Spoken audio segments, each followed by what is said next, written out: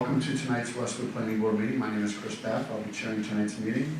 All meetings are recorded by Westcad. Is there anyone else that would like to record tonight's meeting? If so, please identify yourself. As a reminder, I'd like to ask to turn off all cell phone ringers. The agenda is available at the back of the room. Yes. At the back of the room. The meeting will follow the order on the agenda. The meeting will be civil and all people will be treated respectfully. The format of the meeting will be when an item is called, the applicant comes forward to the podium on the right to present their application to the board. The board will proceed to staff comments.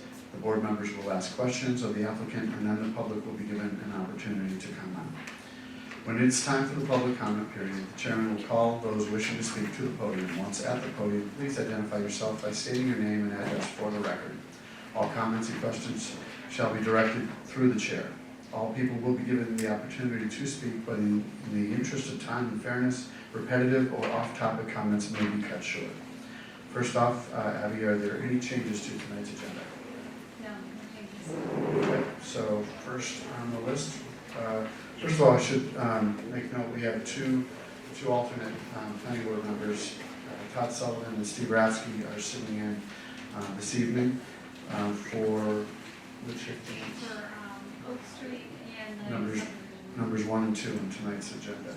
So first off, number 1 is 71 Oak Street, earth material movement special permit public hearing. Proposal to bring in 1,000 cubic yards of fill for the demolition and reconstruction of a single-family residence. Is the applicant here? Hi. We have one microphone, so I'll ask you to present using that for us. So Chris, sorry, I interrupted, I just realized since Trevor's not here, we should probably have Bruce sit in on this application too, be the fifth member. Sure.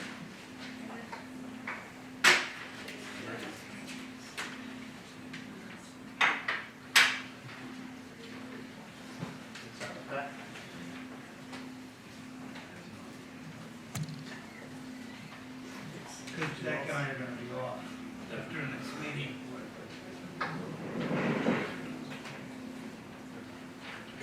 Sorry, you may begin. Thank you. Hi, my name is Paul D. Simone from Colonial Engineering, representing the owner of the property, 71 Oak Street. Demolished the existing home, which has been demolished, and to construct a new single-family home. Starting off, we got a couple of comments from the town engineer on, we did not add on the plan how many yards we were requesting, so we added that 1,000 cubic yards.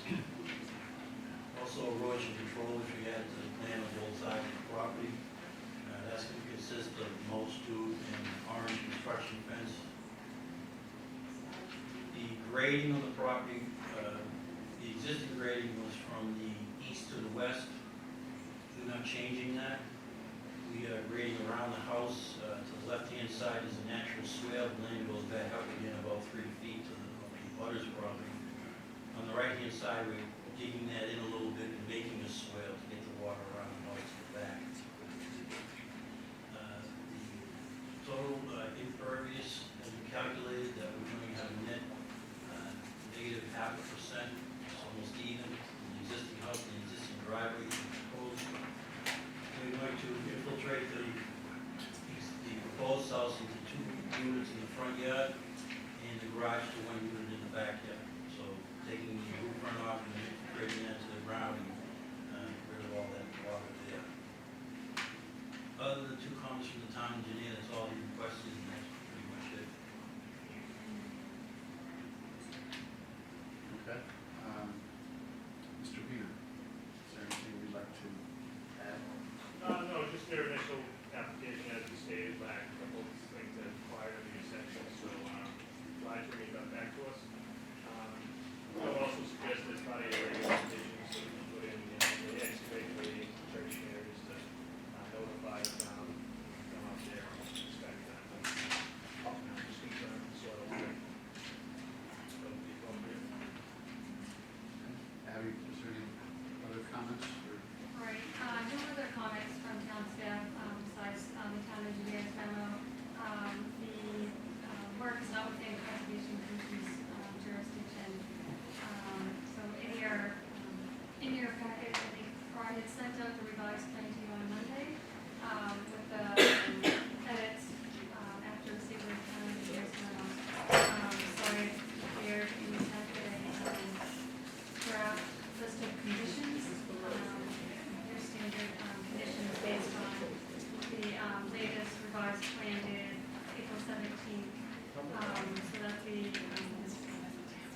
that the, that the applicant notifies now during the work that the infiltration, be certified, the system be certified, by the project engineer, that it's, constructed as designed, otherwise an as-built plan could be, required to comply with the town's, construction and noise regulations. I would suggest for the truckers, actually, I believe the applicant said the fill is coming from, Walpole, the location in Walpole, is that correct? PJ Hayes, Walpole, I think? Yeah, Silbury Farms. Okay, so it sounds like the trucker could be coming from the south on Oak Street. Yeah. So I would suggest, keeping a truck on Oak Street, in that way, then, the applicant shall promptly repair any damage, caused by the applicant within the public right of way, and then also to submit photographs, of the sidewalks and, curbing prior to the end of the appeal period, so that we can document that. Is the driveway going in the same location as the old, The curb cut is, yeah, we use the same curb cut. same cut? So, could I ask why this doesn't go before the Conservation Commission on its stormwater management? I believe because of the size, but, the line of disturbance. Yeah. I mean, we saw other houses, the same, it's very similar to this, that did, came in with stormwater plans. That was at the request. Are you thinking of 79? Well, the last two that we Yeah, that was had, a request from me to provide that. Because of the change in the gradient and the substantial grading they were doing.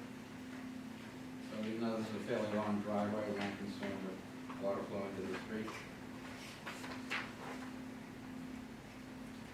And then there's a turnaround area at the end of the driveway that's, what, at least 30 feet wide, 35 feet long or so, and Yeah. all, and that has a, what, 3% grade, and that's all flowing right to the neighbor. Slope, slope, yeah. Yeah. It's roughly to the swale as indicated. And But It eventually ends up into the back of the woods, it's about, I don't know, maybe half a dozen acres of woods in the back. But if you look at the property itself, there's no swale. Swale really can extend into the next property. It doesn't, the contour line doesn't come out until you're on the neighbor's property. So the swale is virtually on the property line. But Well, when I'm out there, there's an observable rise from the property line up to the neighbor's property. So that is a swale between the neighbor and him. and was the property line long enough? Because that isn't the way it shows here. It shows real slope right up to the property line, and then on the other side of the property line, it looks like it goes up another foot. The plan didn't extend that far from the neighbor's yard. That's why I had this, the site to take a look, so I'm comfortable with that, visiting the site. Is this I'm for the just- Great Grove property? I'm just afraid when they regrade it, at the end of that swale, because it's not clearly shown Well, that there's a swale here on this property. when I go out, as part of the inspection, I can make sure that it's graded to stay on their property. And then once they have that, it's, So the swale that you're talking about could be entirely on the neighbor's property, and the water hit on the neighbor's property at the base of the swale. But it's no different than what's happening currently. right. I mean, you say the swale's on the, on this property, but if you look here, it looks like it's just as much on the neighbors as it is on this Right, piece of right. property. I understand what you're saying. That's the natural situation now, it grades down from the neighbor's property to the left, it grades to the right. Right, but And this will grade from the right to the left, creating a swale in between, it's right along the property. but you're adding that impervious surface now, so is that swale capable of taking the water from that area that's just roughly 30 by 35 or something like that? Using my judgment, I feel it can. I mean, it's, Do we have any calculations on that one, or? Well, I calculated the total impervious areas for what's in, what was there before you built the house now, what's going to be there. And because we're infiltrating the roof from the structure, we have a 0.5% less runoff to the entire site, which all ends up to the southwest of the property.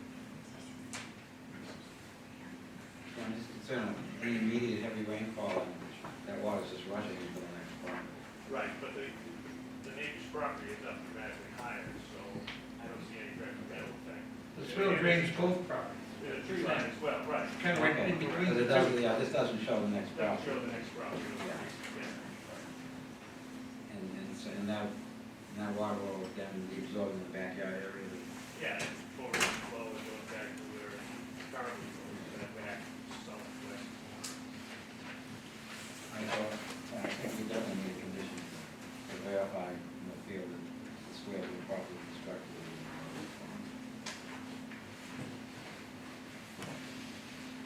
And the roof drains are going underground to, Yeah, there's two sets of.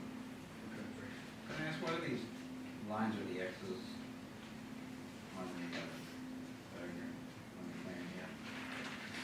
this line. That's, you asked him, but. Oh, it's up there. That's, Towards the back of Yeah. the one eighty-two, Strong one one, eighty-three. and then there's a square box in the middle of the rail, what is Is that a fence? That's, be right behind the garage there, that's Yeah. one of the Caltech units for the roof runoff. There's two in the front units. No, No, the line that's touching that unit, with Well, the that's end that goes off. That's an old fence. It's Old in- fence, yeah. It's in the woods, Okay. it's an old. and what's the square thing on the left there, in the swell that we've been talking about? That's a shed, that's an old rundown Just a shed. shed, Yeah, that's okay. all. That'd be removed.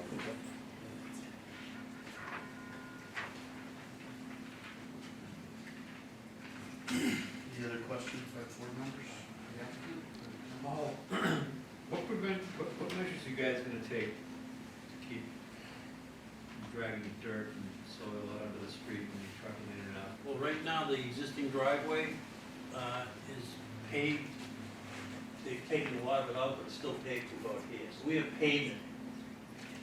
You know, instead of putting down stone, as you would for a construction entrance, we have an existing paved area still there we're gonna use. So any dirt will run out onto that. So there won't be any dirt running off this, dragged out onto the street?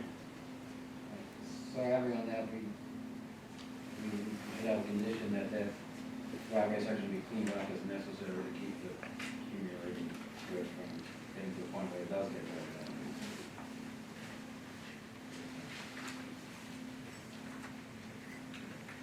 Any other comments by the board, questions?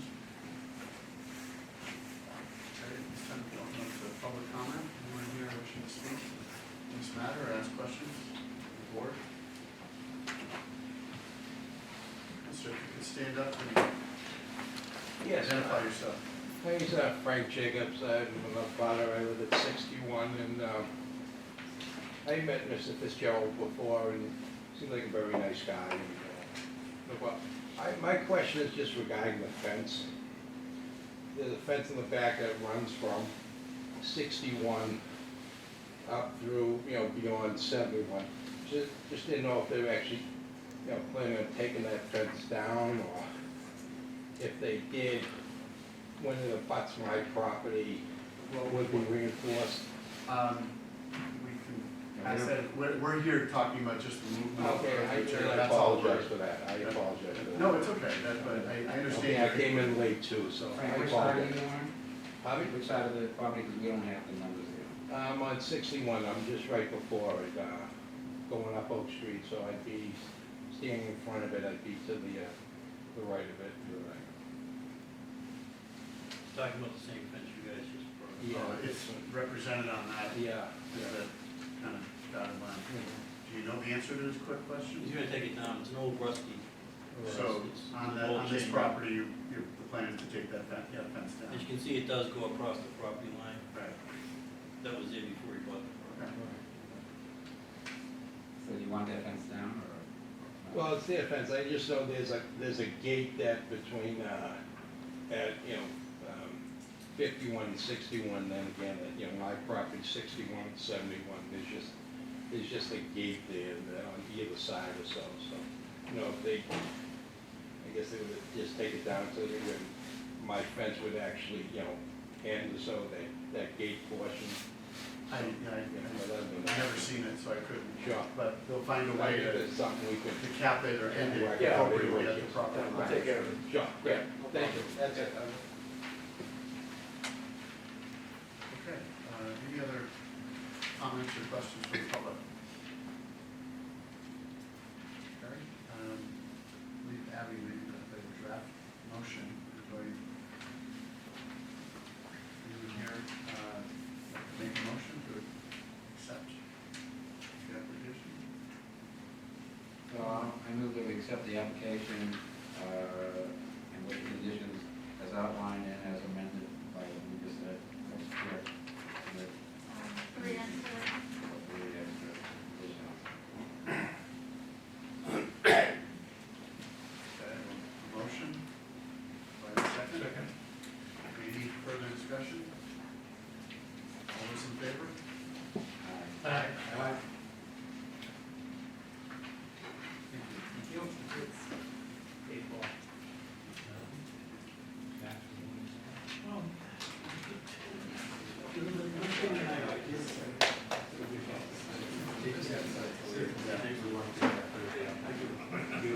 Okay, next on the agenda is number 2, Westwood.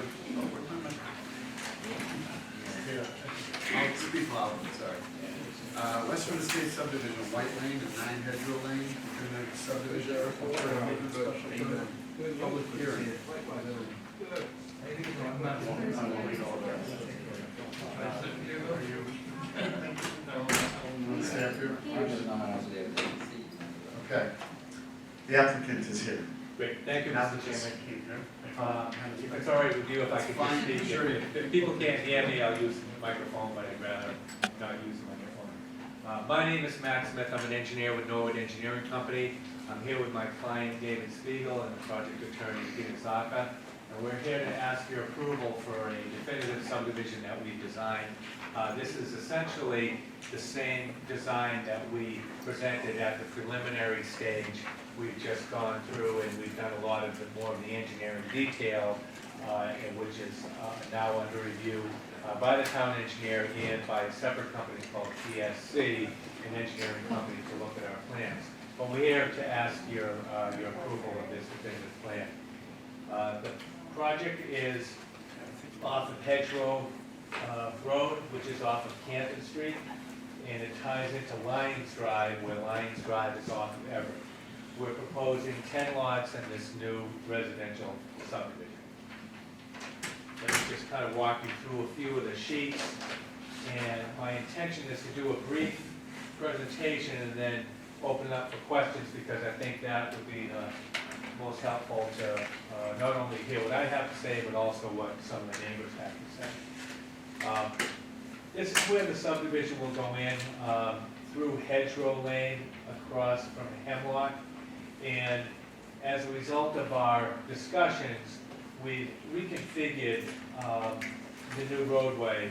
So it's basically one roadway coming into the site, rather than we had Hedgerow and then a roadway coming off of Hedgerow into the site. So what we've done is we smoothed it out, and even though we're keeping the layout of Hedgerow Lane, so obviously there won't be any changes to the lots or any of the homes that are private homes, not having to do with the subdivision. But what we'd like your approval is to build driveways off of this new roadway, to basically have 3 driveways with some vegetation in between, rather than the cul-de-sac that we have in Hedgerow. That's the first phase I wanted to show you. Then I can show you on the next sheet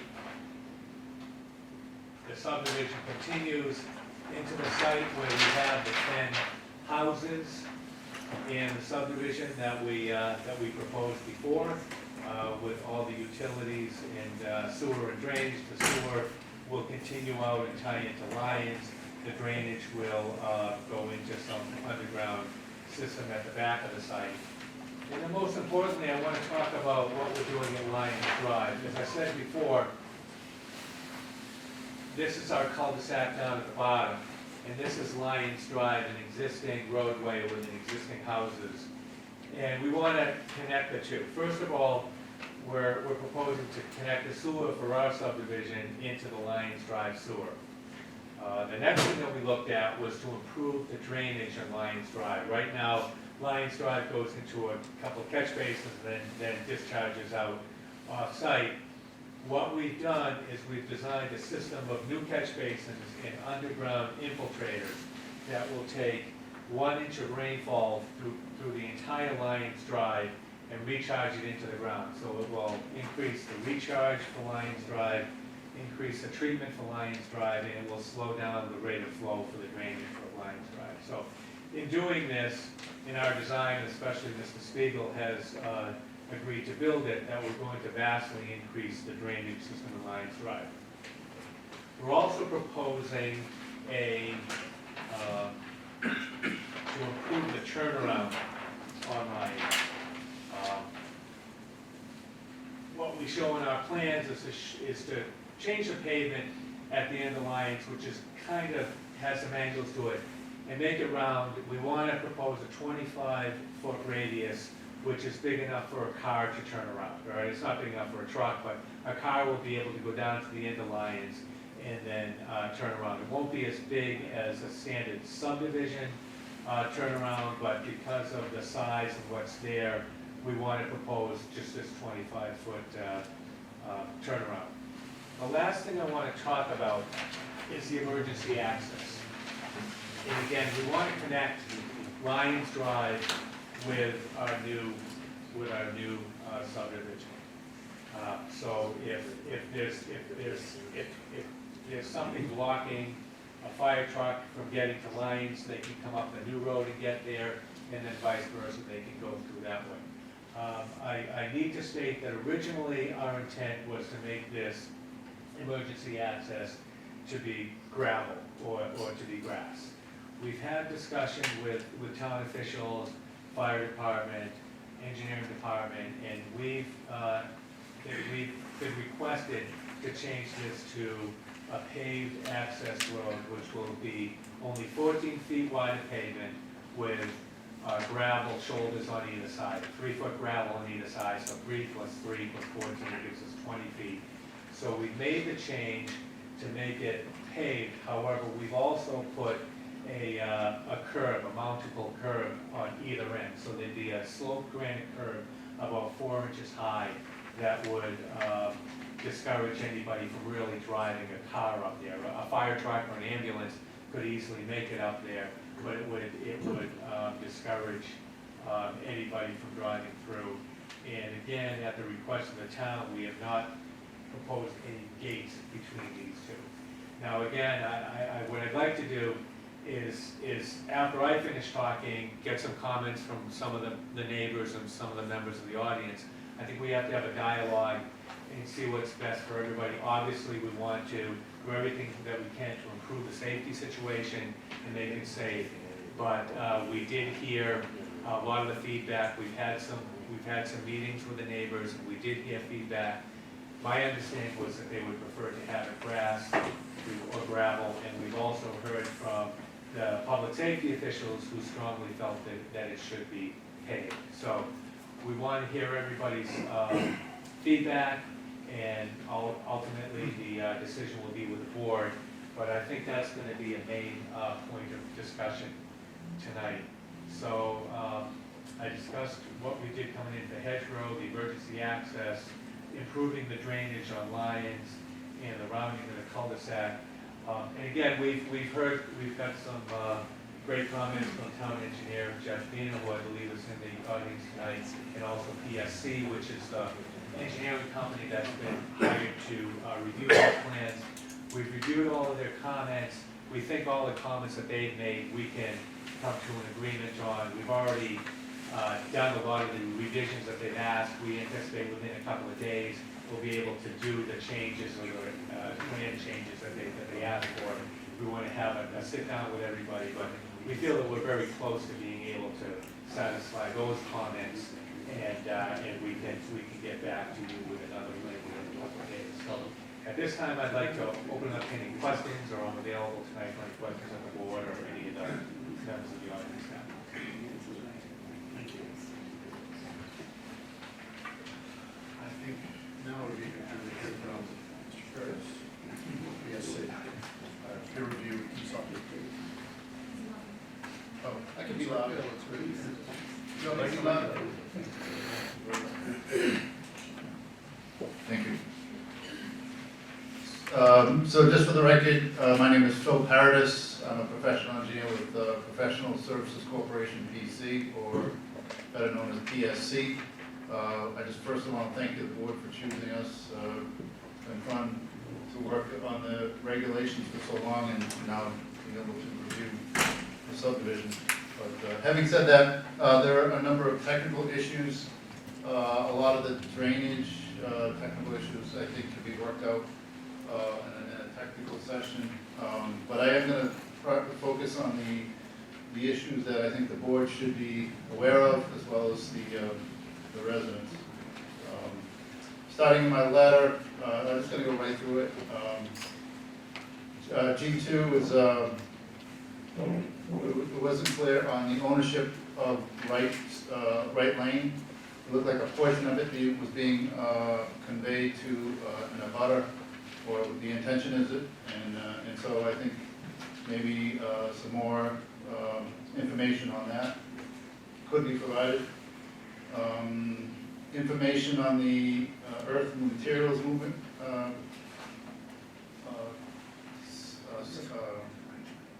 Computation, I only got a little 8.5 by 11 with some dots on it that I would assume are elevations, but I think there should be more information provided relative to the material and where it's going and how it's going to be exported, et cetera. The SP2, the board should confirm that the project doesn't warrant a traffic study. I don't think it's going to generate a lot of traffic, but that was not discussed. Well, maybe it was discussed at the preliminary hearing. Number SP4, there are many large trees. I want to say most of the trees are over 10 inches and throughout the site. And that wasn't requested as a waiver in terms of locating them and saving them. So, D2 was the applicant is requesting a waiver from the separation between Hargrove Street and Hedgerow Street, and I don't have the name of the other street written down. Did I shut that off? Come on. Hemlock? So I think they're expanding the distance, but obviously it requires a waiver. The dead end street is measured at 1,207, which obviously exceeds your 500-foot limit. And it's going to require a waiver, that would be D3. D4 is a repeat of D7, we'll get to that. D6,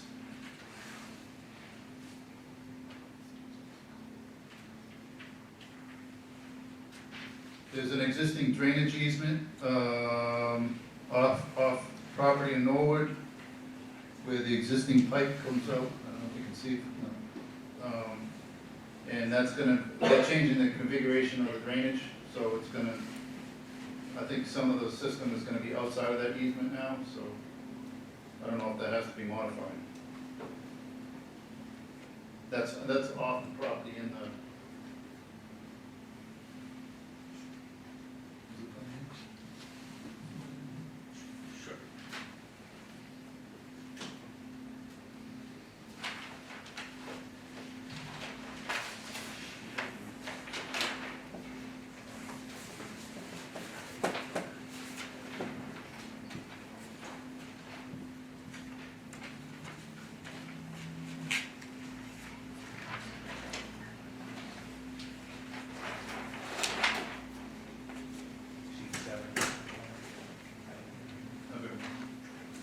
Yeah, there's, the existing Lions Drive drainage just comes out, and there's an easement associated, now it's gonna be directed up and back, and so some of that system is outside of the easement. So that, it should be modified to include it.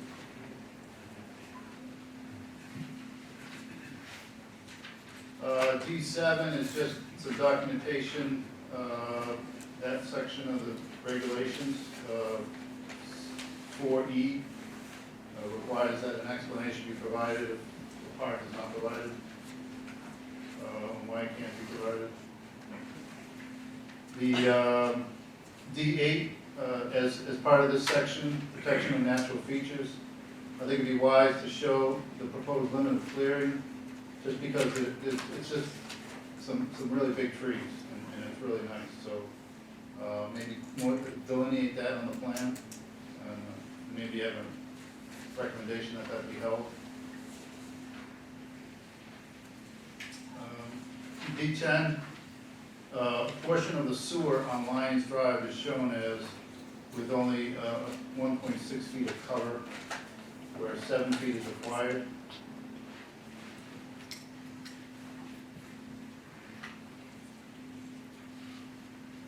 I-1, we recommend moving the hydrant. Typically, they're 500 feet apart.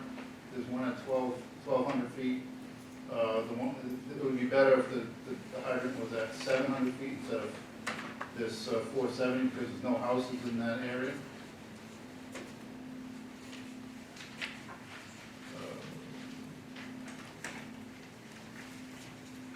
I-2 is waiver will be required, or is requested for not matching up the center line of the road with the center line of the right-of-way. It's gonna be an odd right-of-way at the beginning of Hedge Road. It's gonna be relocated. The sidewalks in section H, or I-3, the applicant is requesting a waiver from requiring 2 sidewalks, or one, and is only providing 1, so we'll need a waiver for that. I-4, the plan shows schematically, trees on the side, but I think a few more need to be added to have that 30-foot average. And then I recommend that the board request a list of trees, preferably 3 or more varieties that could be alternated through the site. The R1 will require a waiver for constructing a retaining wall within the right of way. Now, this is a unique situation in that access road is actually in Norwood, and I don't know what the requirement is, but the subdivision regs in Westwood require that retaining walls be outside the right of way.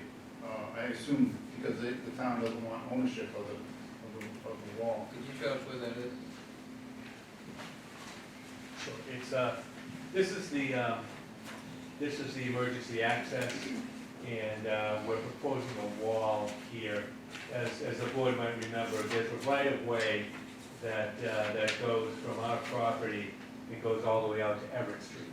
So we're proposing to build this emergency access within this right-of-way. We're not proposing to build a roadway within the right-of-way. This is just how we're going to get from our subdivision into Lyons. So yes, we are leaving Westwood, and we're going to Norwood and back into Westwood, but it would be really just for the purposes of the utilities and the emergency access, but we're not proposing that to be actually part of the subdivision. But yes, it is, part of our subdivision. So ESC's report indicates it's 225 feet long, this retaining wall. That sounds about right, yeah, it's about, It starts off at 0 feet at grade, and then extends to a full height of 17.5 feet. that's what Can we're you- proposing. Just point Sure. to where, Sure, where is that- it 0 and where is it 17? Yeah, it's 0 here, and it's a highest here.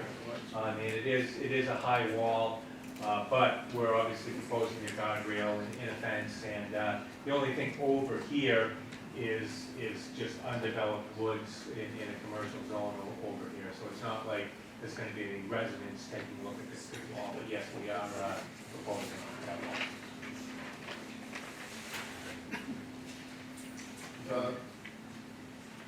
R2 require, your bylaw requires, I mean, the subdivision regs require that retaining walls be concrete, and they're proposing a modular block retaining wall, so that would have to be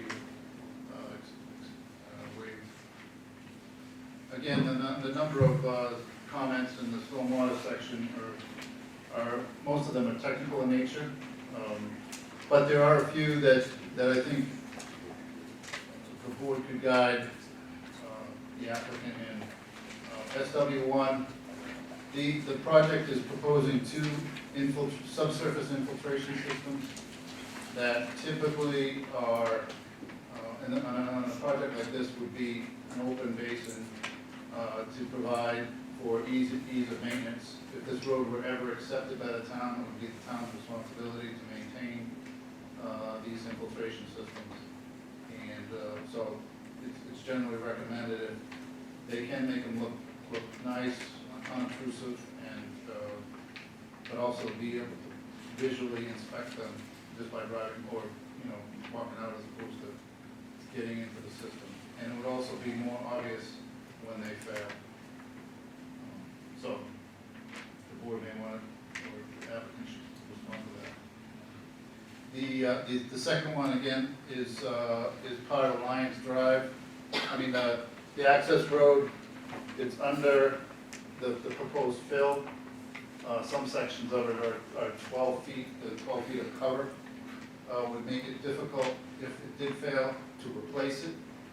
And again, I don't know who would be responsible for that. So I recommend that there be some consideration to provide an alternate system for that. The site is also, the soils are highly draining according to the Natural Resources Conservation Service maps for the area. And this site would be an ideal situation to promote low-impact development techniques and provide infiltration or techniques to deal with stormwater on a more local basis. So we recommend that the board consider encouraging the applicant to do so. And again, this would be a great site for that. The analysis that was provided to PSC for review did not include all the work, all the areas that were disturbed in the analysis, and we would request that the applicant provide analysis, especially associated with the emergency access drive. And we can work through the other issues in terms of some of the calculations and assumptions. We also, I don't think, we didn't have any test holes or information on the soils, on-site testing in the location of the infiltration systems that is required. And again, we would recommend that and a condition be provided in SW8 that the town observe the excavations wherever infiltration systems are constructed. That's in general the major items we noticed during our review. Thank you. All these, any board members have questions for this, any issues Oh, brought up? No, I don't know No? who it's for, but this question is in general. Do you want to ask? Might be the applicant. Before that, can I make a, comment? Sure. You could identify yourself. Thank you. For the record, I'm Peter Zucker. I'm the applicant's attorney. Also here, by the way, this evening is Dave Spiegel, who is the trustee of Canton Realty Street Trust. We've been talking a lot about this emergency access road, and I think it's important that we all understand that that's what we had intended from the beginning is that this connector between the proposed subdivision road and Lyons be just that, an emergency connection road, which we hope never gets used over the years. We had a meeting with the neighbors, and we've had communication subsequent to that, meeting right up until today. And I want to be clear that we would like to, with the board's permission, do what was indicated earlier, which is have the emergency road actually be pavers that you can put grass in, but which can support the trucks. We understand that we have gotten reports back from your public safety people. The concern, as I understand it, is that they feel that they have had experience with these in other locations, and not that the pavers don't work, it's that people see the grass and forget to plow, and so what is an emergency access road gets blocked. However, we'd like to see if we could come, on behalf of Mr. Spiegel, if we could come to some kind of compromise on that so we could fulfill what we had been discussing with the neighbors.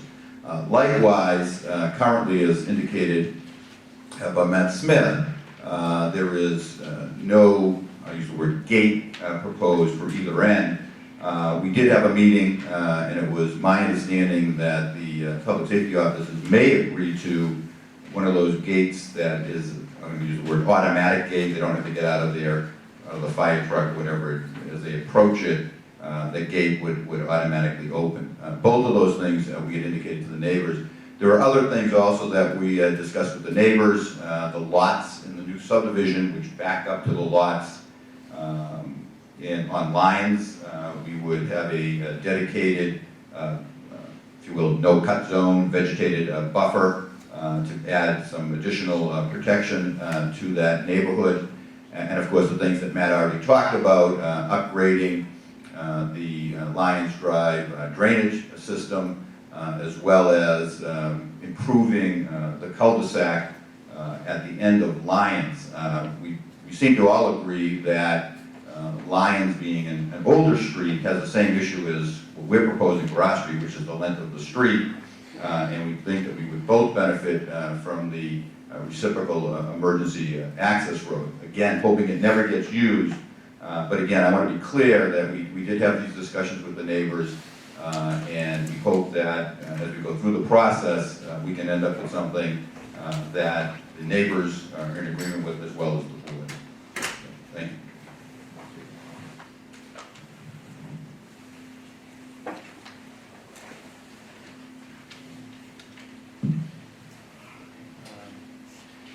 Okay, at this time, we'll entertain questions from the board to the applicant or to Mr. Paradis for clarification. Mr. Olanoff, did you start us off? I'll just start at the Lyons Drive end of it. Right now, there is a cul-de-sac there on the ground. But I'm assuming that that's actually on people's property, and so that cul-de-sac shouldn't really be there. The cul-de-sac is within the layout of Hedgerow Lane. No, the other, with the Lyons Drive. Oh, I'm sorry, Lyons Drive, I'm sorry, pardon me, sorry. Broken down. Sorry about that. No, the pavement is now on the pavement now, the pavement that we propose would be within the layout of Lyons Drive. We would just use the entirety of Lyons Drive to draw this circle. But there wouldn't be any pavement on private property. So there is a cul-de-sac there now.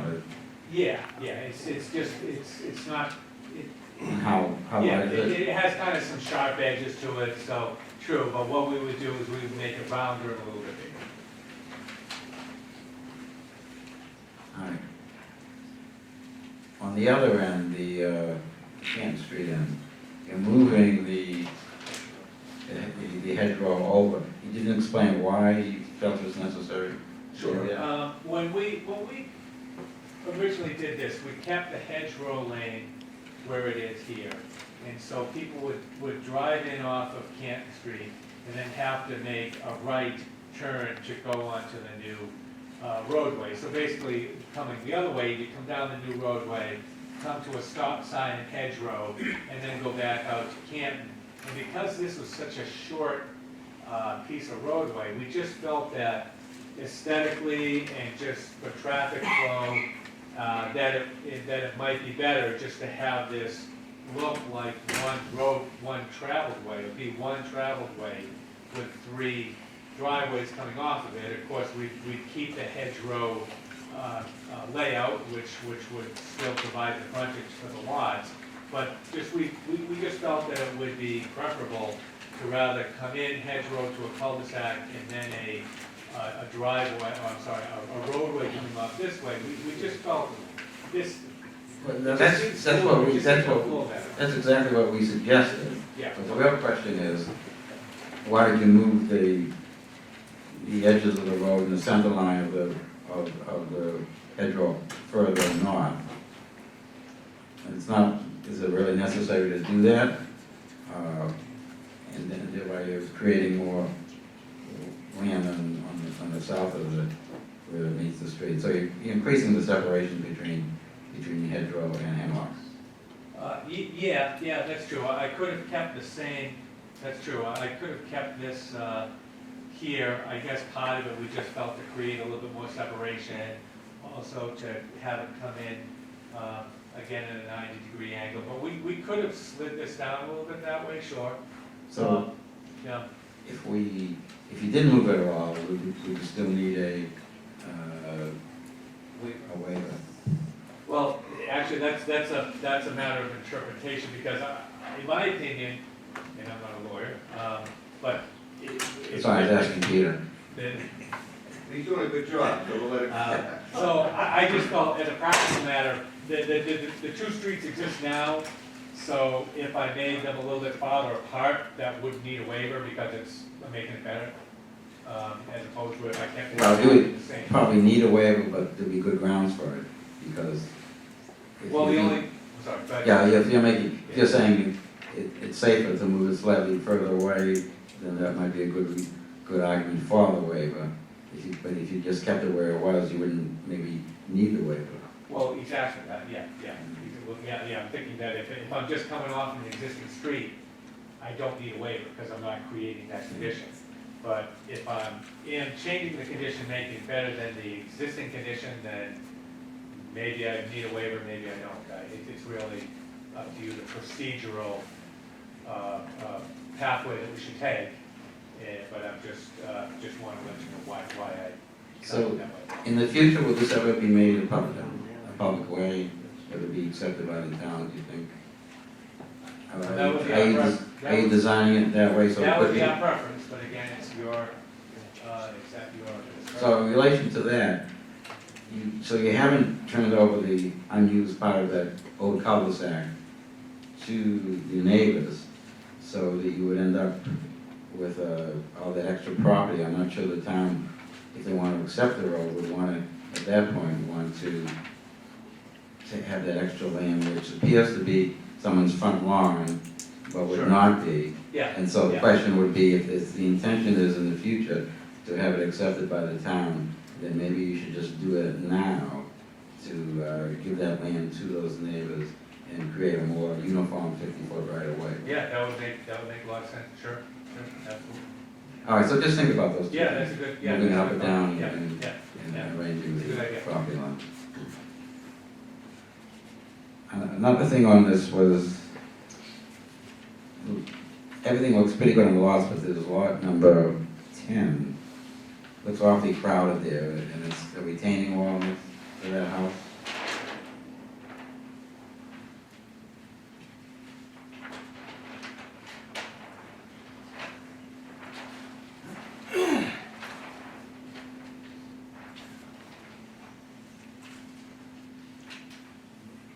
Let's see, is it, yeah, I think this lot The is, one closest, this one, no, the one further 5 down, oh, this one. that one. Yes, it is, it's a What component. number is that? Yeah. My plan is awfully small. Sheet, I'm sorry.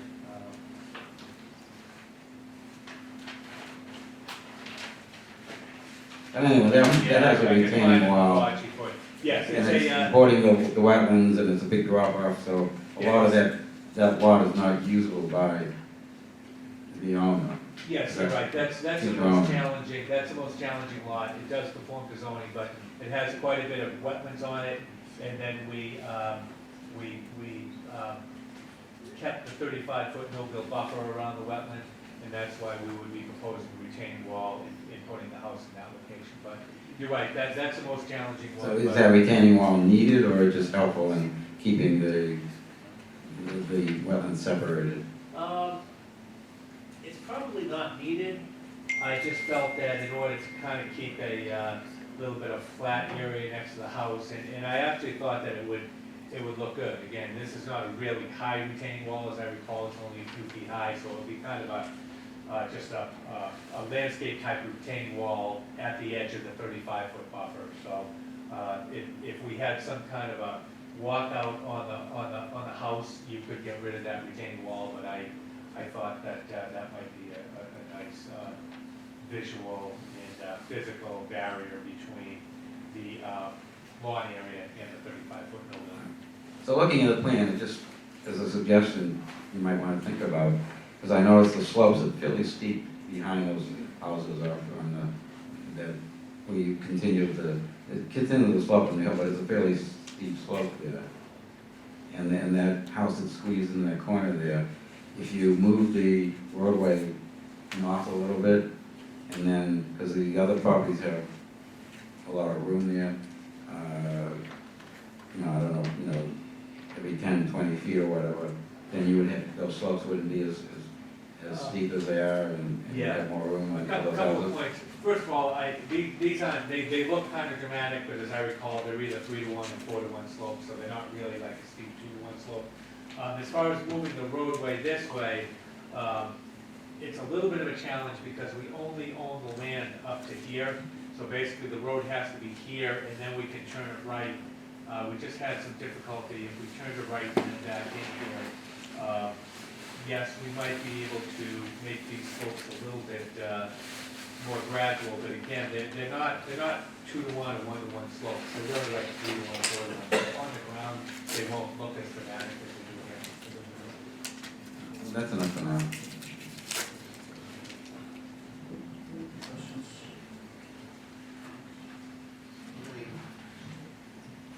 I do have a couple of comments I'd like to make, but before I do, just for the record, this project has come to the town close to a year ago, or more than a year ago, I would say. And I first learned of this project when I was still serving on the planning board as a full member and was chairman of the planning board. So I do have knowledge of how it got started, and I think what I'd like to focus on are the waivers right now for just a minute. And specifically, the waiver on the 500 feet, because I think that is one of the things that we should discuss. And I was just wondering if the applicant would describe or what the town has a history of doing is actually being fairly reasonable or generous with waivers when it can be shown that it's not needed. So I was wondering if you could explain to the board to justify the waiver that's on and this whole access, how you do have a proper way to do the project. Okay, sure. And I apologize that I did not submit this earlier, but we do have a plan that shows that we could design a full 26 feet of pavement connecting the proposed subdivision in Lions Drive. The layout itself would technically meet the standards, but we can build a 26 feet of pavement with drainage and utilities in it. The reason that we came to it at this late date is that we do have to acquire a little bit of land from the neighbor, and those discussions had not been had at the time, and Mr. Spiegel has been able to contact the neighbor and have engaged in those discussions. So I didn't want to say something that didn't happen until then, but We did design this, we can fit 26 feet of pavement to loop through from one to the other. It's not our preference, we don't want to do that. We want to have two roadways. Again, we want to improve the drainage for Lions Drive, improve the cul-de-sac for Lions Drive, and have emergency access. That is our very, very strong preference, but we haven't provided this one. And has that plan been reviewed by? No, we planner haven't. or- No, and then, I mean, planning staff and public works, department and public safety, both police and fire, our preference would be to see this road connected through to Lions Drive, for maintenance and for public, safety and purposes. We found in the past emergency access, over time, gets obstructed or things get in the path, and that becomes a problem. So we would prefer to see it through the road to Lions Drive. And just, again, the reason I raised it, and I just want to make sure we do it, because I think the planning board prefers to know that there are waiving something that is a benefit to the community, a benefit to the neighborhood, that it makes sense, but we would never do that unless we could see that it wasn't required. So I think it's important as we go through this to validate that part of it. But I'd like to hold my questions at this point, Mr. Chairman, until we hear some public comment or wherever you want to take it, but I'll reserve the right to come back. Okay, thank you. Yeah, I too will hold off on questions for now, but like my colleagues, my concern is this emergency access road and all that goes with it. But I do want to hear a little bit more from the public while I digest more of what's been said tonight, including this latest plan here. So unless there's more questions or comments by the board, we'll turn it over to public comments. Or should I just review maybe some of the other staff comments? I'm sorry, yeah, I neglected to inquire about that. Okay. Also in your packet, you did receive, we distributed the application to all the other town departments. The police department would just had said if this were to go forward as an emergency access road, that there'd be absolutely no obstructions, so no gates, and they would prefer pavement. Same with the fire department. Fire department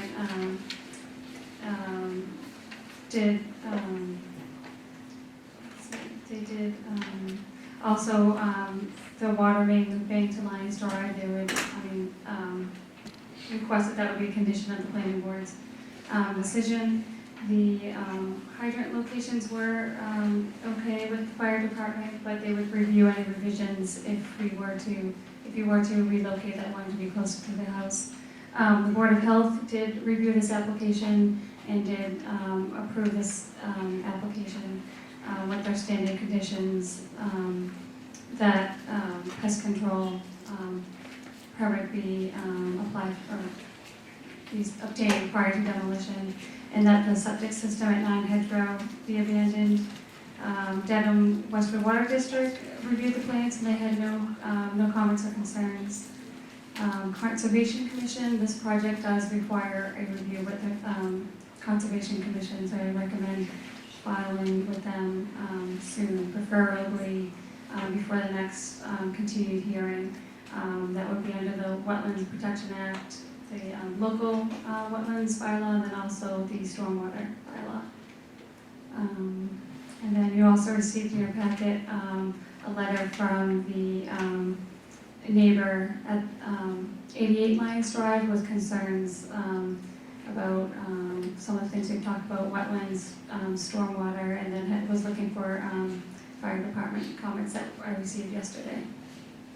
And then you also had in your packet a memo from the town engineer. He's here tonight to answer any questions that you may have. Quick question on the comments. Are you connecting the water main on both lines?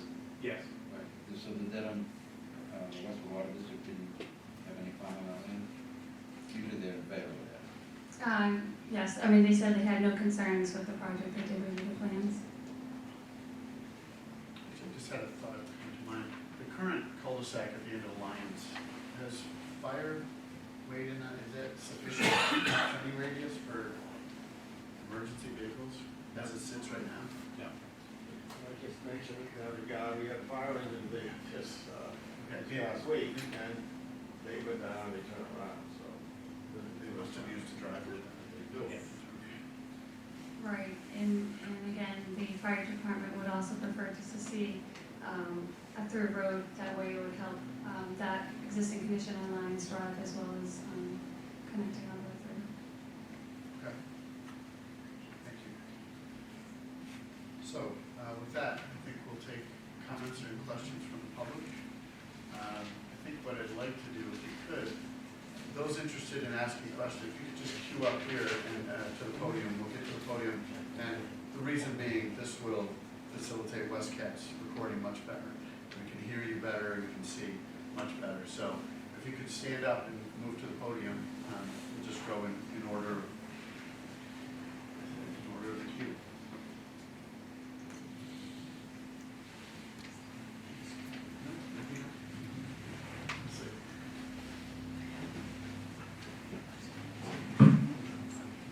My name is Dennis Cronin, and I live at 45 Lions Drive. Some of you may remember that at the last meeting here, I mentioned how Peter Zakas, the attorney for the developer, and I have been discussing a memo in order to reflect some of the concerns of the neighborhood and how the developer is going to handle it. And I was asked to submit to the planning board a list of those things, and Peter and I did work on that. And he did file with the planning board a memo. Now, I'm not sure if any of you have it with you right now, but if it was appropriate, I'd like to hand that memo out, since I think it may be referred to. Is that all right, Mr. Chairman? Hand it out to us. Just to you. Okay. Sure.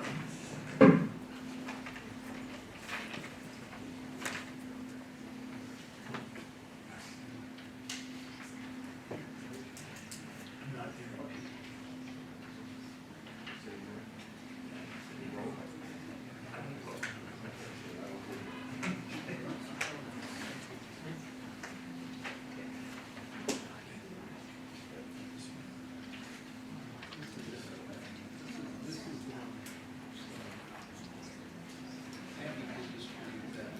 Yeah, no, it's not on this.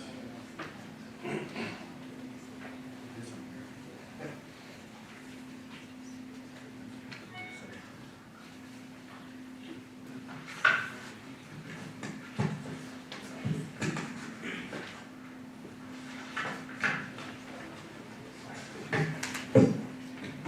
Now, as I mentioned at the last meeting, I attended some of the meetings where the neighbor talked about some of their concerns, and so Peter and I got together and we tried to put in writing exactly what the neighbors were concerned about and how the developer would handle it.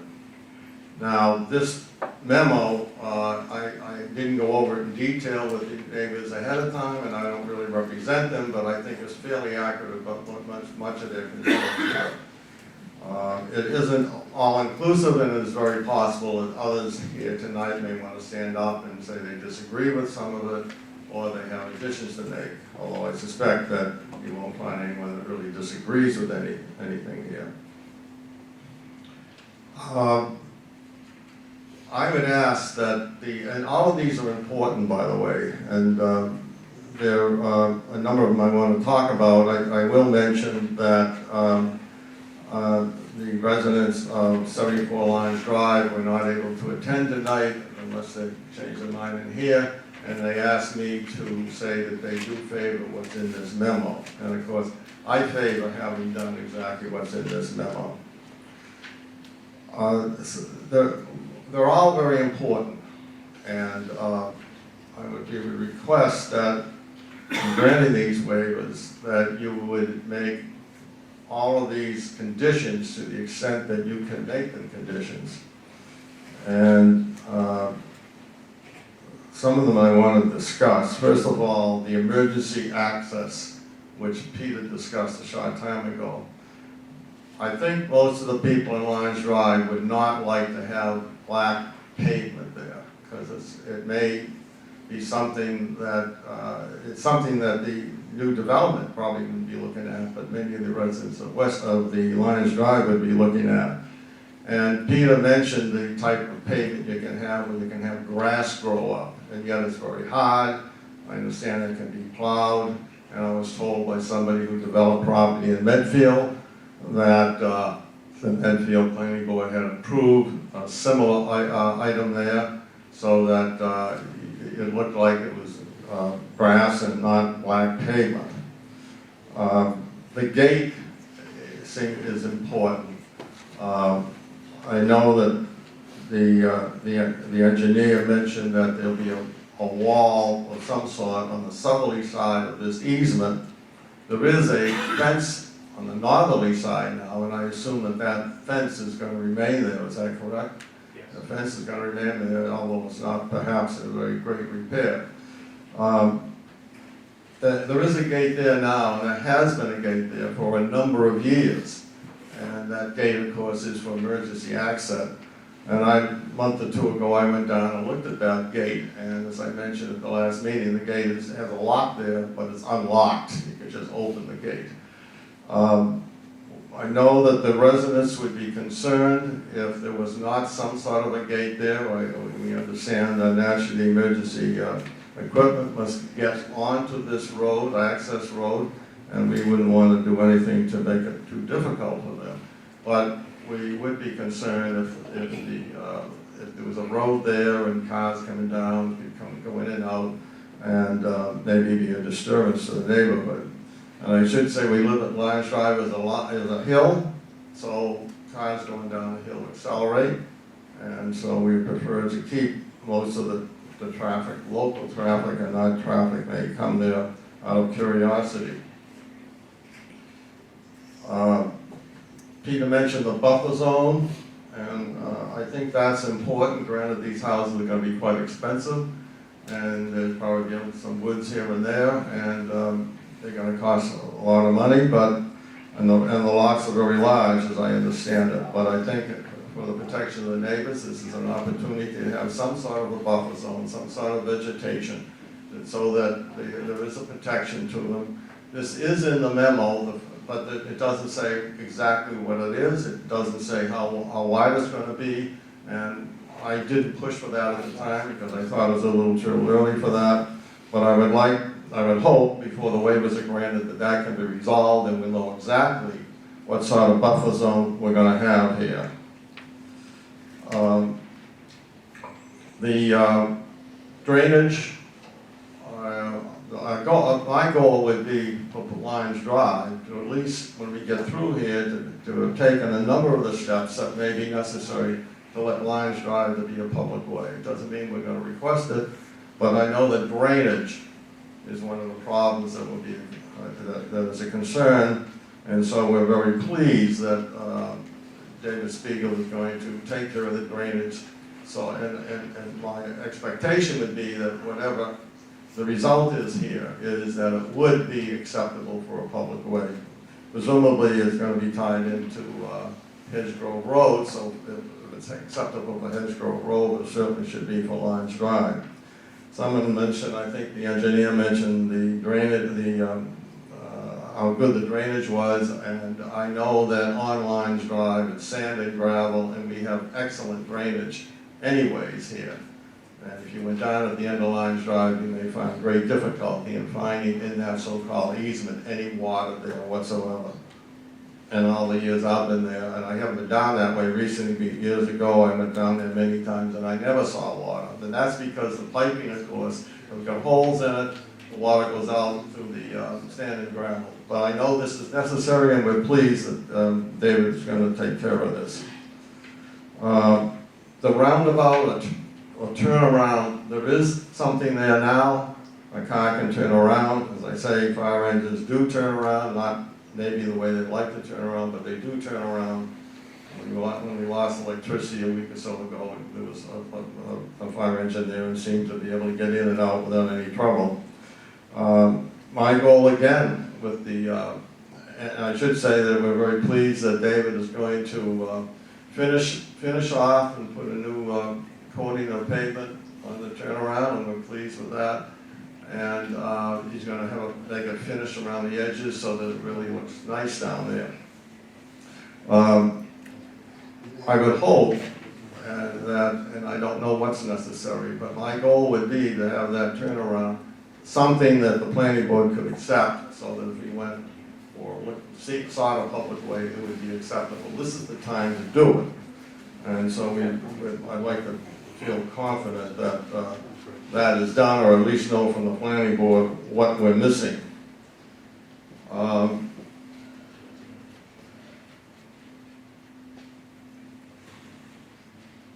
I think that's the main thing, but I haven't touched all the items in the memo.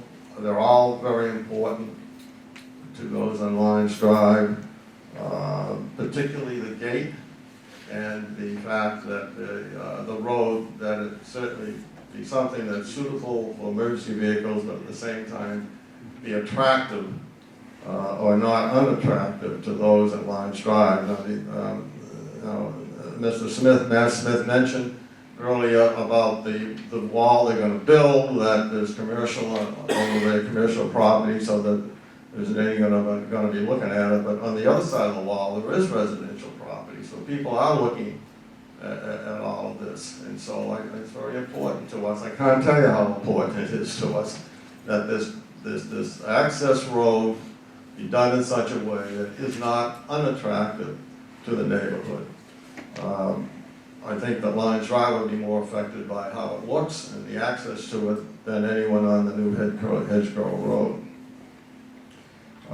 That's my comments so far. It doesn't mean I won't have any other later on, but so I'll turn this over with hopefully some others that want to come up and talk.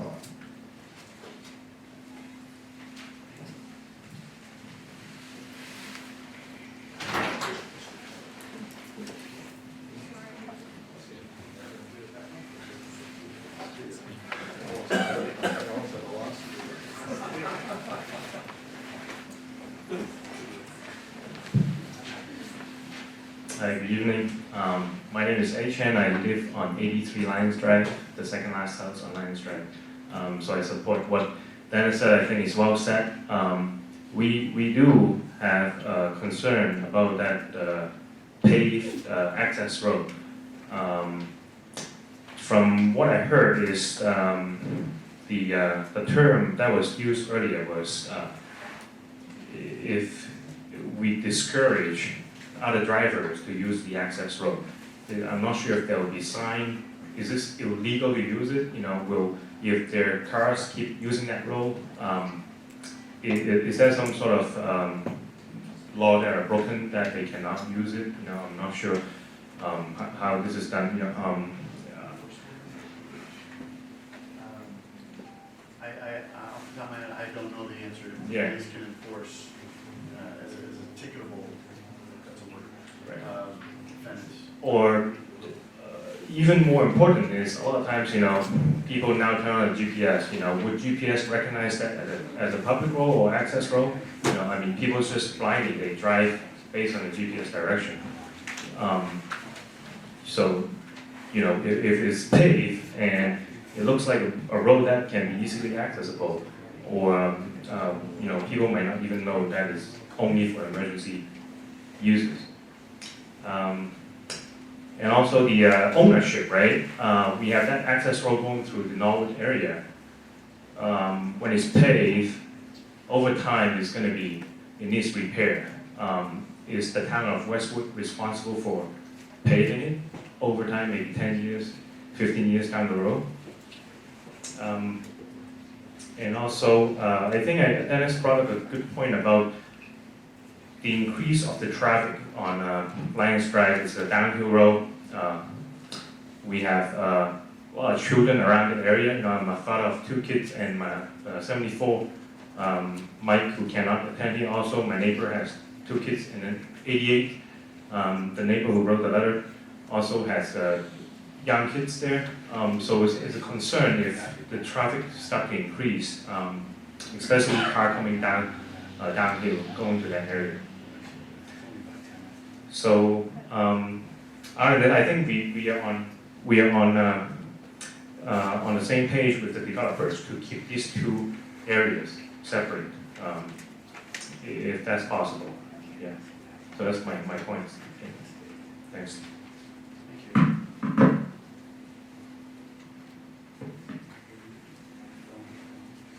Anyone else?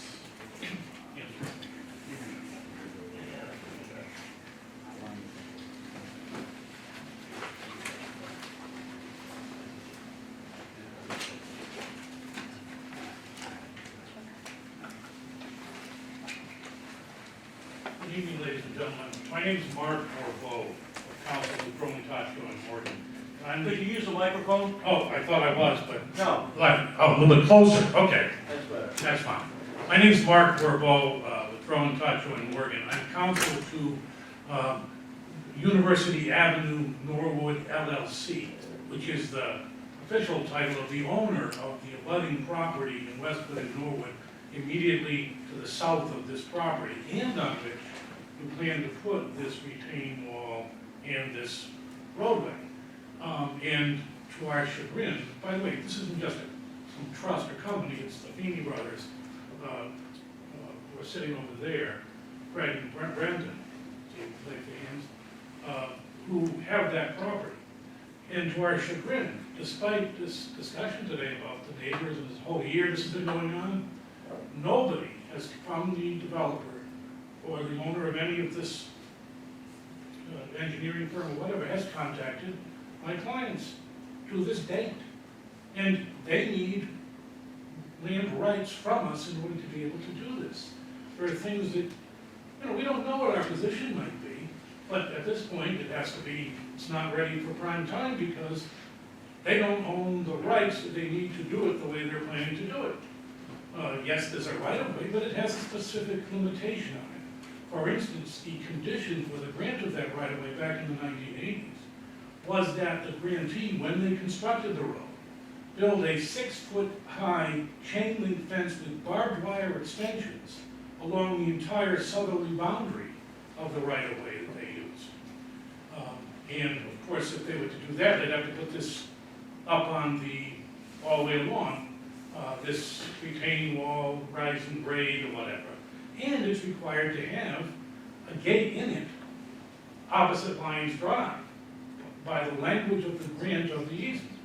That gate opposite Lions Drive isn't for the benefit of the Lions Drive folks, it's for the benefit of, at that time, the grantor and now my clients who are the subsequent owners. And so that they could use that gate to access Lions Drive as in part of anything they might propose. As well as a number of other issues. Building a big retaining wall. By the way, that easement, which is given for the right-of-way easement, for all purposes for which streets and roads are used in the towns of Westwood and Norwood. That language means that it has to comply with Norwood standards for roads if they differ with the extent they're more strict than yours are. Norwood, I don't know about you, but Norwood, I don't believe, allows block wall retaining walls. But they would have to, and I don't know that they've even gone to Norwood and vetted any of this part of it. And I don't think it can be built without Norwood's permission and approval, as well as the fact that they just don't have the rights from us. And they haven't asked for them, they haven't even notified my clients, and my clients weren't even notified this meeting. So I'm here to bring these problems to the board's attention and to the developer, and saying if you say you went to the neighbors, but obviously not, but maybe the most important neighbor in one sense, in the sense that you need the rights if you're going to build in that area. And another major concern would be the drainage. I think your consultant did an excellent job of pointing to the issues related to the drainage and the need for calculations. We've seen none of that. And since there are substantial wetlands on our property as well, we need to know whether or not this expanded drainage from Lions Drive is going to somehow affect or enlarge the wetlands on our property, which may affect its value, it may not, we don't know, see, because nobody brought this to our attention. And to me, I believe that it's critical that the developer right away get their engineers in touch with us and discuss making sure they have the adequate rights to build what they want. You can't just, the other thing about, that's a right of way. That doesn't mean that it's an easement to build a high retaining wall in order to make the right of way the way you want it to be. That's another thing. It doesn't automatically grant you the right to build a 17-foot high wall at one part of it. You know, an easement, a right of way is an easement, and any easement isn't a fee ownership of the land. It's only the right to use the land consistent with every other right of the owner of the land to use it for any lawful purpose. And so, while a grade right of way might be perfectly appropriate, then it can be crossed by my client or their subsequent owners or any development, maybe to get to that Lions Drive through the fire gate. But it's very different to build what's essentially a wall with a road on top of it that is essentially seizing as a fee the entire piece of land under that. So I don't believe that the developers have the rights that they need at this point. They certainly need to talk to my clients about it. I'll make my card available and to contact me. But, and we need the engineering information. It's not, again, this isn't saying the end of the day my clients are going to oppose this. We just don't know. But we certainly have strong concerns and need to have them addressed as to the drainage, as to the rights that you foresee, as to all of that. Okay? So that's my comments for now. Any questions you have for me? Questions? Ms. Tillman? Well, can you just clarify the ownership of the last few years? Because has this property changed owners in the last few years, or? I believe my clients bought it 2 years ago. So they've had it for this period of time. And was the prior owner, I'm only asking because I remember hearing comments that some owner had conversations over a long period of time with these neighbors. But if there's no documentation of that, then I'm just trying to understand what owner said what when. Yeah, no, I honestly don't have any idea who may have talked to or not talked to or floated some idea to some prior owner. All right, and I think it was good that you raised this and it needs to get clarified. Thank you. Any other questions? Insofar as we can answer some of the limited basis, you know. Thank you very much. You're welcome.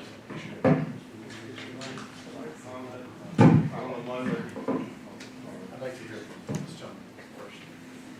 Yeah, I'd just like to reflect that my client has reached out over the last Number of months. and actually there's been a communication with somebody who said they were a representative of that client, but we'll continue the dialogue. I don't want anybody to think that there was not the attempt to reach all neighbors, including the owners of this property. We can provide you with the name of who we're talking to, but we'll be glad to continue the talk. I know that somebody from my office, to your client today, had our initiation. This was Trying over to the last. find out what was going on. I've never met you before in my life, so. Chum Tran? If I may. Yes. Yes, sir. Yes. Thank you. Yeah, Michael Sheehan, 60, 6 Old Farm Road, Norwood. I represent the Feeney Brothers. 2.5 weeks ago, Chum, who works for the Feeney Brothers, received an email. The email was sent to me. I called Mr. Speak and told him we just received it. We're going to take a look at it. We'll be back to you. At the time, the Feeneys were away, and we tried to make contact. We did engage the law firm. We did call Mr. Spiegel, who directed the law firm to call Mr. Johnson from, I believe, Norwood Engineering, who I spoke with today, and we're not able to get together. So that's the background. It was just about 2.5 weeks ago, and if anyone wants to doubt it, I have the emails. The other thing that's important to know here is that it's a piece of land that's owned by the Feeneys in Westwood that is not part of that easement. And it seems to be they want to put a cul-de-sac onto that. That's not part of that easement. There are no rights there. And in regards to the prior ownership, it was bought by the Feeney brothers from a company, Eagle Pool LLC, that bought it out of foreclosure. And I hope that clears up all those issues.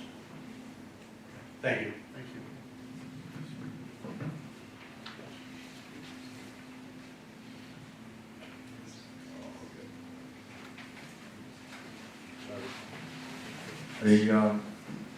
The foreclosure, I assume, was on Cabot and Forbes. The property was once owned by Cabot and Forbes. And at the time Cabot and Forbes wanted to develop University Avenue, I contacted Cabot and Forbes. I spoke to Jay Doherty, the president, and he arranged for that, as the owner of that property, to give up all rights to come on to Lions Drive from that Norwood property, except for emergency purposes, whether or not it's public or private. So that commercial property has no rights on Lions Drive, public, whether Lions Drive is public or private, except for emergency purposes.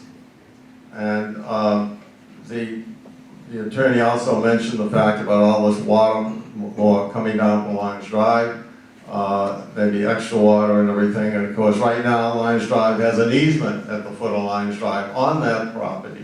And I bet if you ever looked at that easement, you would never find any water there. And I don't, so I don't think there's ever going to be any extra water, but I don't think you're seeing any water right now. And I'll leave it up to the lawyers to talk about whether they have the right to improve an easement. I think they do, but how to what extent, I'll leave it up to the lawyers to decide that, which I'm not acting as tonight.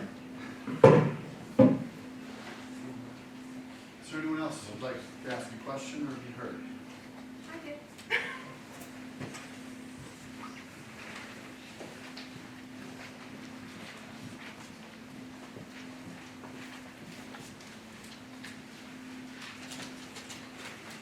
I'm a resident of Lions Drive. I thank you, Dennis, for all the work you're doing on behalf of the residents. Please use the microphone and state your name for the record and your address. Brenda King, 23 Lions Drive.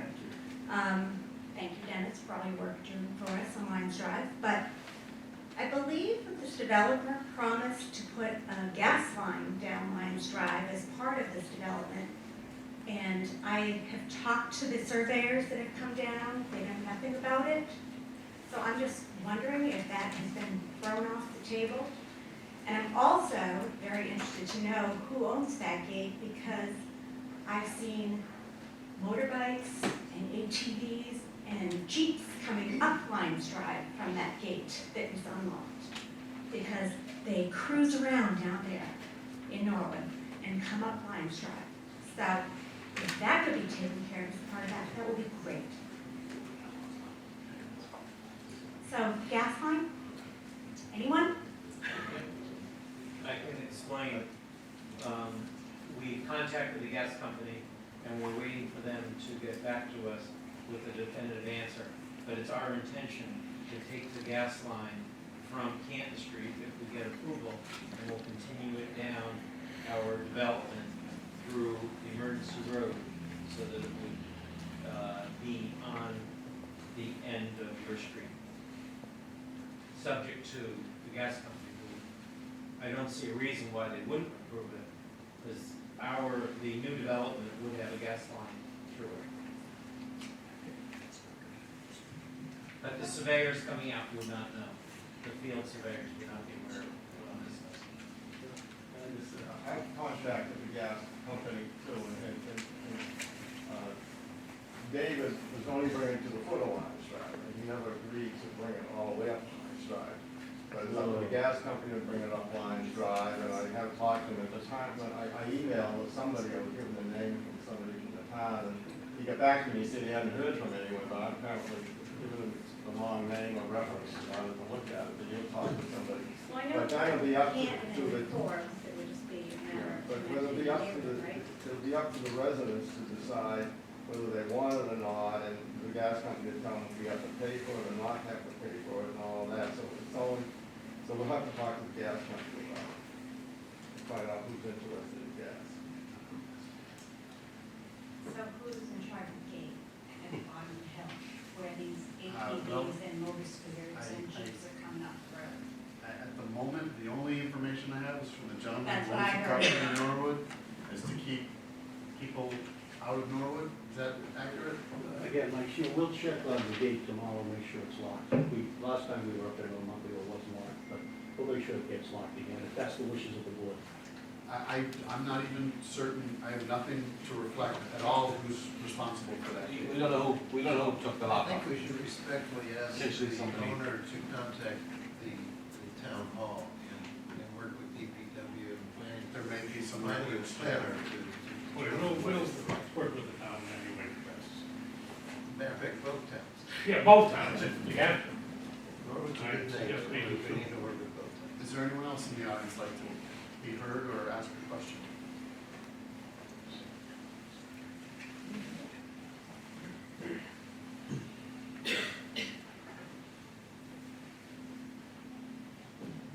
Hi, I'm Jim Martin. I'm on 65 Lions Drive, and I want to thank Dennis for helping us through this process, because it's, as you can imagine, we had a couple of meetings with the developer and his team, and they were very cordial.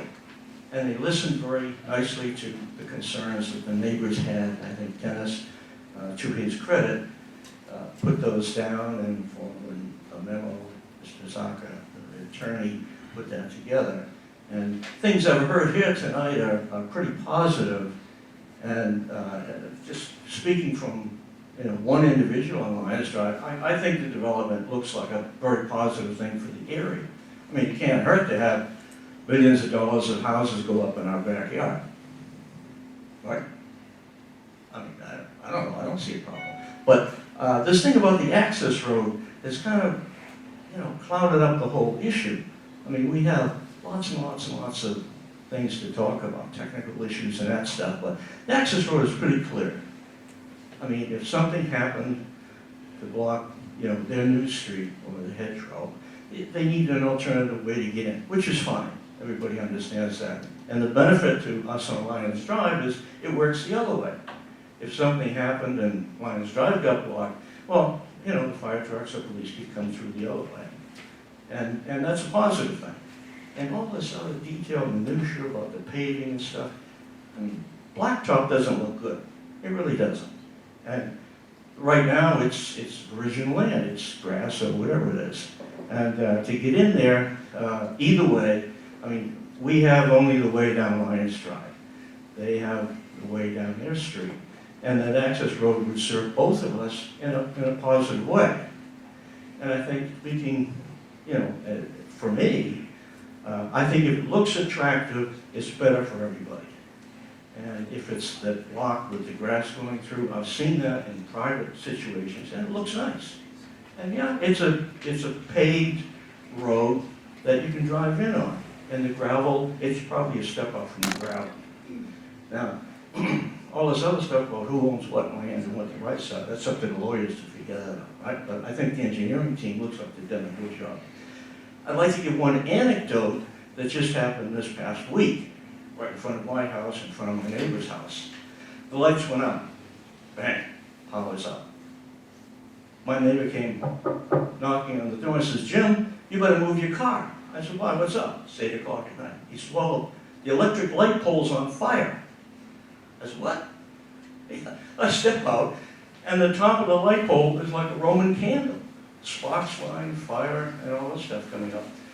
Fire engine comes down the street, police cars come down the street, nobody's looking up the pole. I move my car, talk to the police, talk to the firemen, and they have to wait for the Eversource company to come by. Well, they're waiting from 8 o'clock to 9 o'clock for the Eversource company to come by, and thank God the fire was there, thank God the police were there. Because they finally came down and put the fire out. But I had pieces of wood, like a foot long, that blew out of there.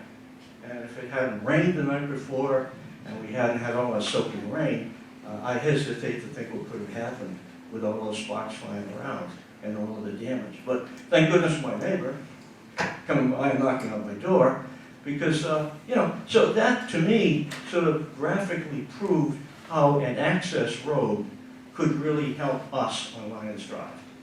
And, thank God we hadn't had a blockage, no tree block Lions Drive, because, they would have come by with chainsaws to get through there. But, so I speak in favor of what Dennis is saying. I think the development looks good. I think the Lions Drive access road should look good. And it should conform, obviously, with the legal requirements. But thank you.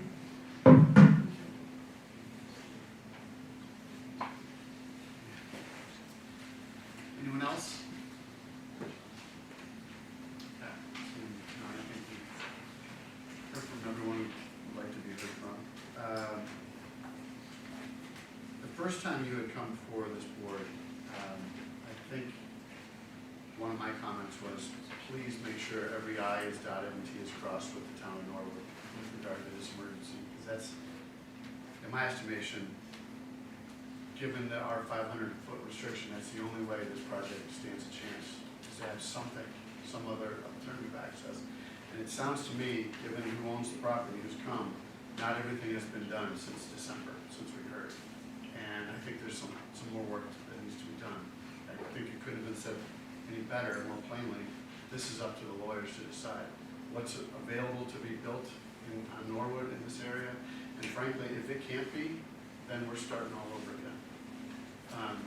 So I really don't, I think everyone likes where the 10 houses are, but we have some other things we've got to do. And I just encourage you to keep talking with them. And have you filed with conservation? No, we You're not filed yet? No. Okay. That's another thing that has to happen, as far as I understand, right, Abby? Right, so I, That's another. Okay, just so procedurally, we need to get, I think based on the planners comment in a couple of meetings, we need to get an agreement on what to do with the dates to extend the process. right, so I would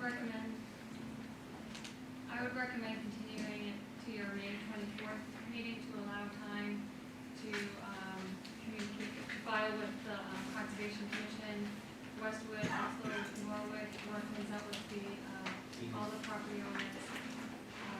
And we have a number of issues, that need to be responded to. But then also, I think the board should weigh in tonight to give the applicant some direction on some of the waivers. The big one being, the traffic study, so that they can move forward with preparing the revised submission. Request the traffic study, the waiver for the length of the dead-end road with emergency access. The, trees, I mean, there are several, the trees, do you want to show all the trees, or do you need a waiver to show, all the trees posed for, removal that are within inches? And the preponderance of trees are over 10 inches. Yeah. How many over So 20 it'd be mapping out all the trees in these 12 acres. If we increase the diameter, would that cut down the number, 20 inches? Yeah, it would cut down the number, but another 10, 20%. I mean, there are a significant number of very large trees. So maybe we should just go for It the, must have been a gravel operation 50 or 100 years. The pine trees are good size. no, I just guessed. Sorry. If I just comment on that requested waiver, the purpose of mapping out trees on the plan is to allow the planning board to look at a plan to see where the large trees are and to try and work a road around that. There really isn't an alternative location for the road here. So mapping out the trees may not have any real practicality in this case, so I would recommend that you do grant that waiver. I'd recommend, rather than focus on the waiver about the trees, you spend more time discussing the question of the single road or cul-de-sacs, and focusing on whether or not the applicant has control over a full 50-foot right-of-way that would allow it to be a by right subdivision. It's not clear from the plan. Okay. Was that the trees, the last of the waiver? I mean, there's some other ones, but then the big one is. All right, so I have a question on emergency access. So that plan you have there has a large retaining wall on it? It does, yes. can you get, and, I mean, what's the reason you want the retaining wall? Is it just for the utilities underneath the road? Or could you build a road that follows the current contour and it would still meet the roadway requirements? No, what happens is that right of way goes across the side of the hill, okay? And the road, the right of way is written for the purposes of the roadway in the future. That's why it exists, to allow somebody that owns this land to build a roadway all the way out to Everett Street. Now, from a practical matter, most of the time when you build a roadway, you do some grading outside of where the actual right-of-way is to get the roadway built. In this case, the only grant that was allowed was this 50-foot right-of-way, but it was for the purposes of building roads. So if you have a situation where the easement was granted to build a road, then we kept all of the construction within that 50 feet, and so because, again, we kind of go, the land goes across, we need to flatten out the road there and then build a wall. So can you build a wall within the 50 feet? Yes, the wall is within the 50 feet, yes. So basically, we're taking anything outside of that 50 feet and we're not touching it. Right now, vehicles, if you cleared out the trees, the vehicle couldn't get down there because of the terrain. That's correct, because it's on a side slope. However, if the property owner allowed you to go beyond the 50 feet, do you have an idea of how high that road would be over? Sure, that would be an ideal situation. And I do want to say, we try to be as inclusive as possible. And it's my understanding that people from the development team did try to reach out to this entity. Maybe we could have done a better job, but it's our statement to you that we did make calls to I believe it's the Phoebe. So, granted, we have to sit with these people, but the idea that we just didn't talk to them at all and didn't reach out to them at all, I mean, that wouldn't be practical for us to have done that. So that's all I want to say. But yes, we do. The board just wants to make sure this is done properly. So do we, yeah. Thoroughly, so that's. Yeah, and as I think I heard tonight. Who reaches out first is not the ultimate concern of the board. Sure, Just want it done. yeah, okay, absolutely. Okay, So as far as the waiver itself, I think it's clear that if you can build a road there, then you can get the waiver, because that's exactly the kind of waiver we granted. And we granted them where they showed they could build a road, but didn't have to. In this case, you're actually going to build something there, regardless of what the final is. It's going to be passable, so that would be enough for us to grant the waiver. I think the other question though was, are you asking for tonight to get some guidance on paving and what type of emergency access?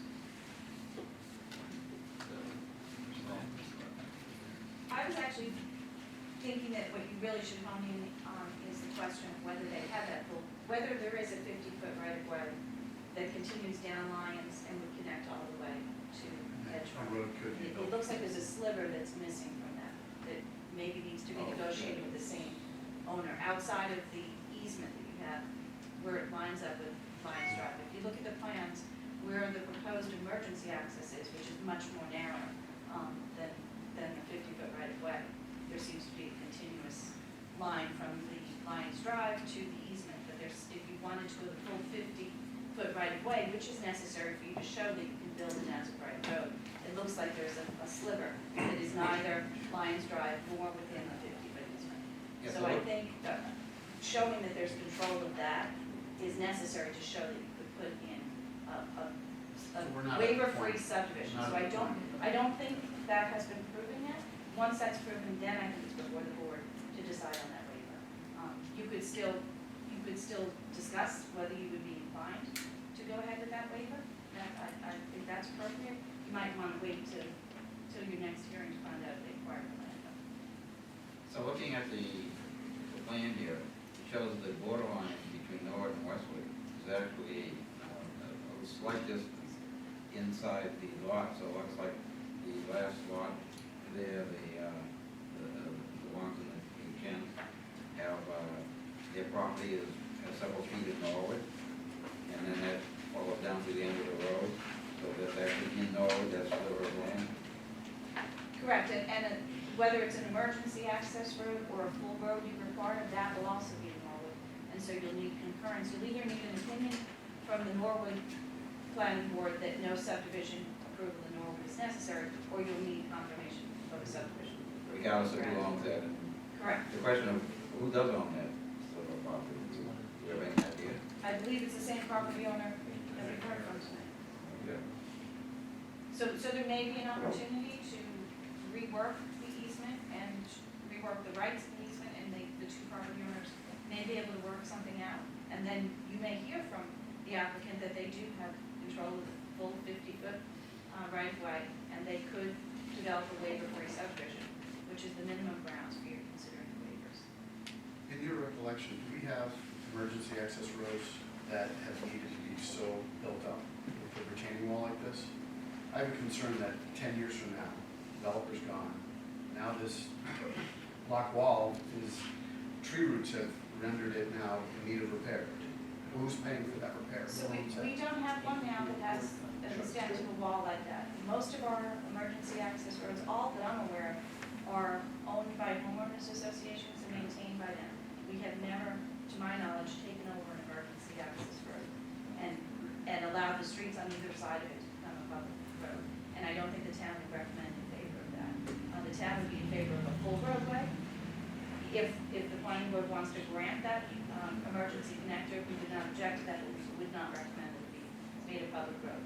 There are maintenance issues that are applicable to emergency connectors that are not applicable to a full road. Of the four that come to mind right now, there's one at Little Boot and Shoestring Lane. That is the only successful emergency road that we have, and it's successful because it's paved. And who owns that property underneath that roadway? The homeowners association, Wisdom Estates Homeowners Association. And so, and they are maintaining it? They maintain it, they plow it, it's always accessible, and there's never been a problem with our emergency There services. haven't been any problem with traffic going through there? No, there hasn't. I think there are occasional cars that go down it, occasional, not often. There is one house that's actually accessed by that, so that was developed with a raised vertical curb. It's not flush with the roadway, but it does allow that property owner to get to and from. I've seen bicycle riders and walkers more often Well, than that's I've seen encouraged. cars on there. That was specifically, in the decision, that was specifically allowed and encouraged to allow people to walk through Right. that bicycle. So in that case, we have two cul-de-sacs that are connected by, I believe it's a 12-foot paved, 18-foot wide emergency connector. That was acceptable to the planning board back in the 90s, and that one has worked. We have other emergency connectors at Far Reach Road, in the Cedar Hill subdivision as well, and can't think offhand where the others are, but there are a couple of others. Cedar Hill one connects into Dedham, and that one is It completely does. overgrown. It's been completely overgrown. The one at Far Reach Road, we've had problems before where boulders have been placed in the middle of it. They do not function well as emergency access roads. In both those cases, they're grass. They are not plowed the way they should be plowed. If there was an emergency, when there are snow conditions or when there are wet roadway conditions, they would not be suitable for emergency access, so they don't do their job. Stevens Farm connects to Far Reach Road. There was also, this board had discussed whether or not to require an emergency access at the Morgan Farm subdivision, and in the end decided not to require one. They made other modifications to the plan to allow it to go forward without an emergency connector. But I would say the only emergency connector in town that actually functions and works well to allow for emergency access is the paved one between Little and Shoestring Lane. And are there signs as part of that one that say private property or something? I thought we had signs on either end. I don't, there is a sign, but I don't recall what it says. But no one is, it's not policed, there's no one prohibited from going across it. It's So anyone discouraged. who's interested in what a possible scenario is for that can go look at that one at the end of Little Booth and But even though that one works well, it is not a town road. We have not taken on that road because the town is not prepared to take on the maintenance responsibilities. So if this were made a road and not an emergency access way with a 17-foot high retaining wall, the town would take ownership of that, that being in Westwood or Norwood? The town would take ownership of the portions of the road that were in Westwood. The portion of the road that was in Norwood, either Norwood could take ownership or it could remain a private road. So there are instances in Westwood where we have sections of public roads that are connected by a section of private road. That's not all that unusual. I don't think we would have the same concerns about that. The portion of the road that has the wall, if it was a through road, that whole portion is in Norwood. I don't believe any portion of the wall would be in Westwood.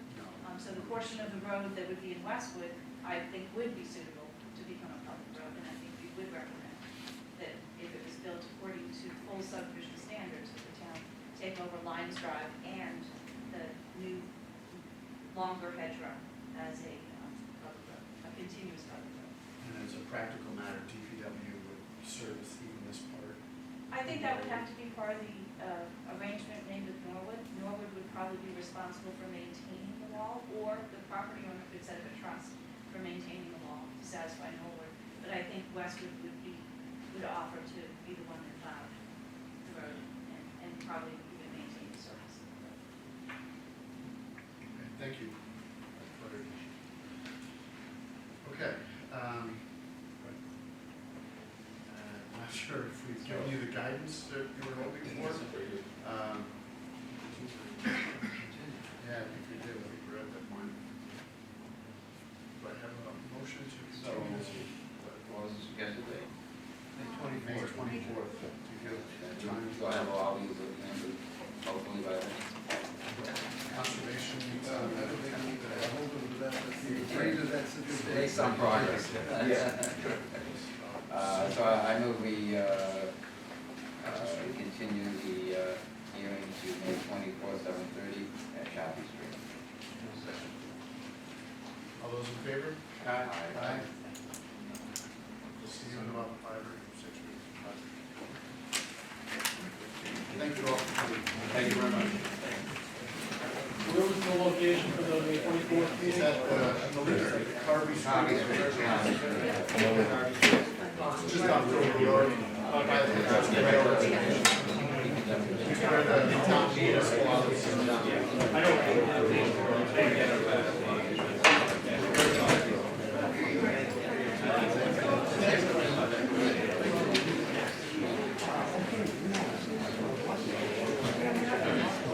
Okay, next on our agenda is 315, 317, 323, Washington Solar. Special permit public hearing continued, most recently from February 23rd. Yeah. Are you starting? Yeah. The overlap.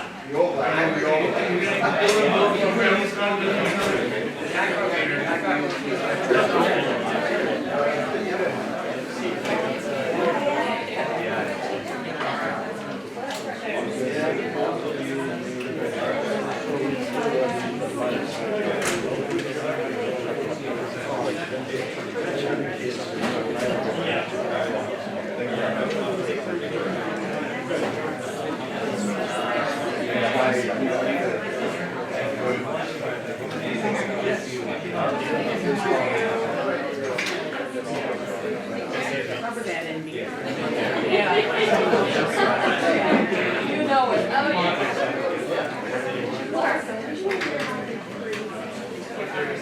Yeah.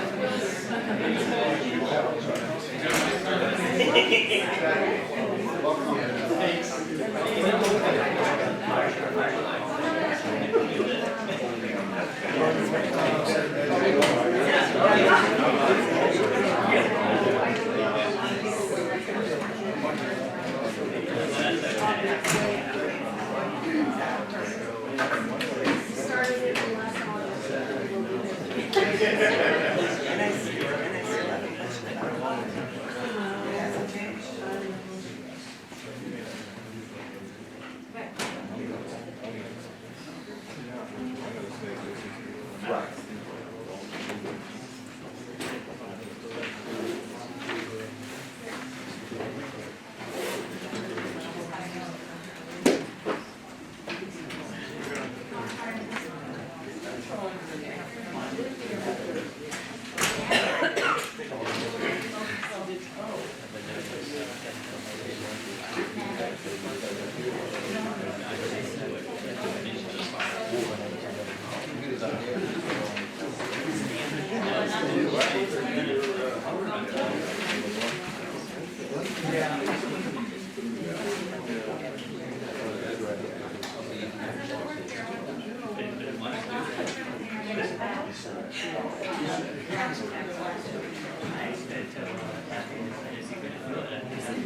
Also, zoning amendment.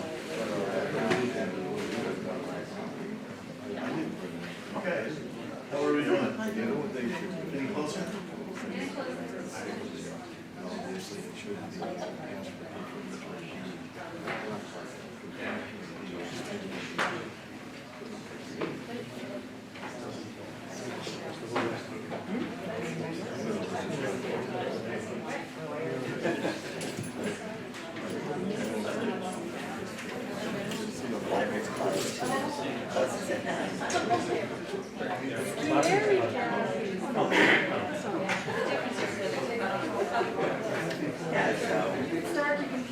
You're going out.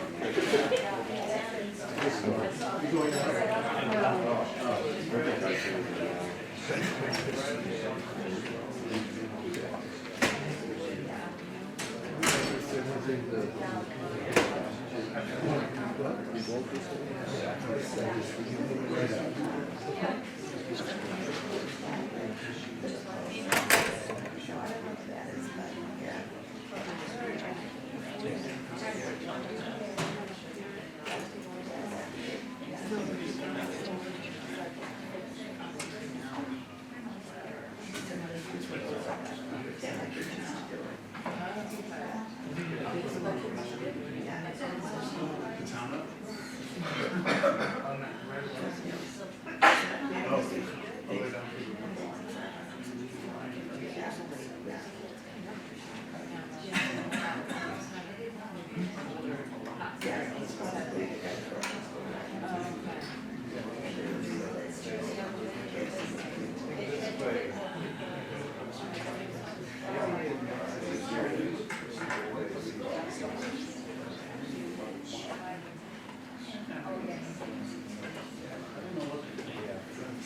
Sorry, technical problems, not sure.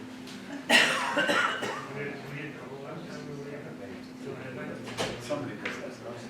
It wasn't, midnight would have been okay, it was 4:30.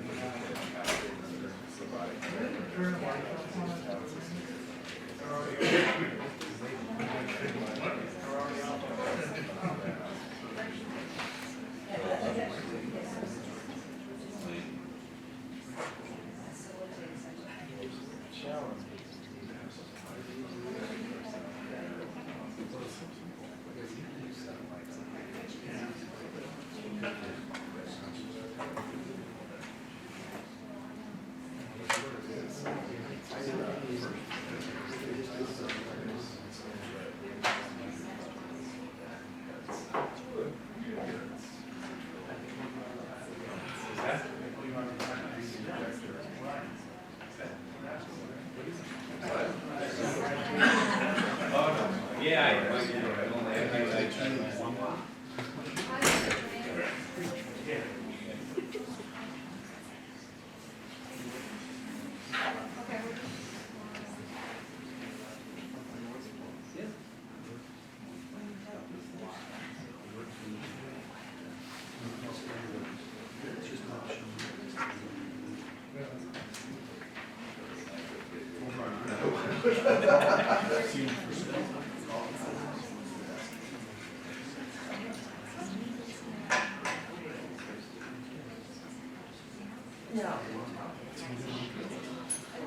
Yeah.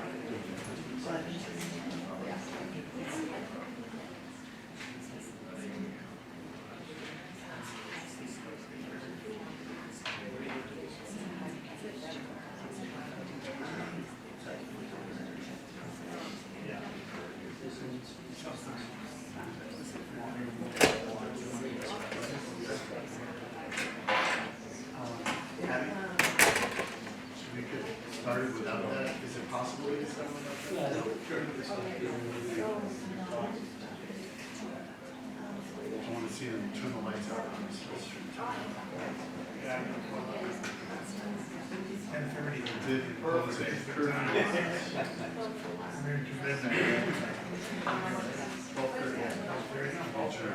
Yeah. Here to close it up. We were in March. We don't have. Okay. I'll speak about it. You may. So I've already reconvened the hearing, so the applicant now has the floor. Soundtrack.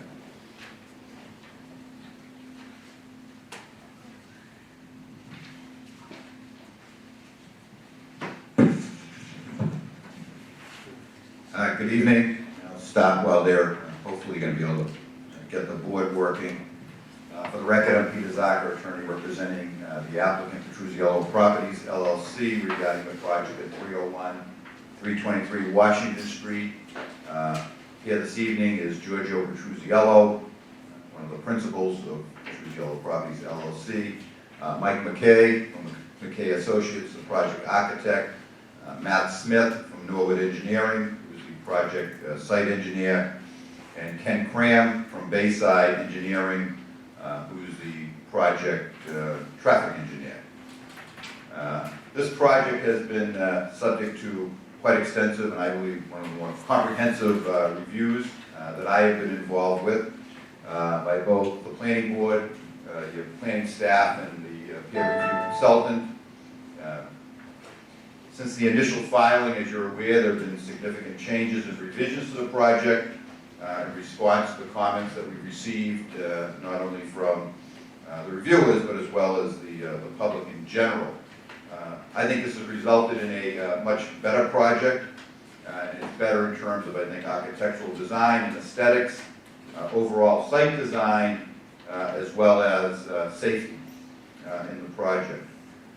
Tonight, we come before you confident that we've actually adequately and sufficiently addressed all the comments and issues raised during the review process. I'm going to do things a little bit out of order because Mike probably needs the screen a lot more than I would. This evening, we're going to hopefully have Mike McKay go over the final plans that have been submitted and just hit some topics in terms of how we've addressed the various issues raised in the reports.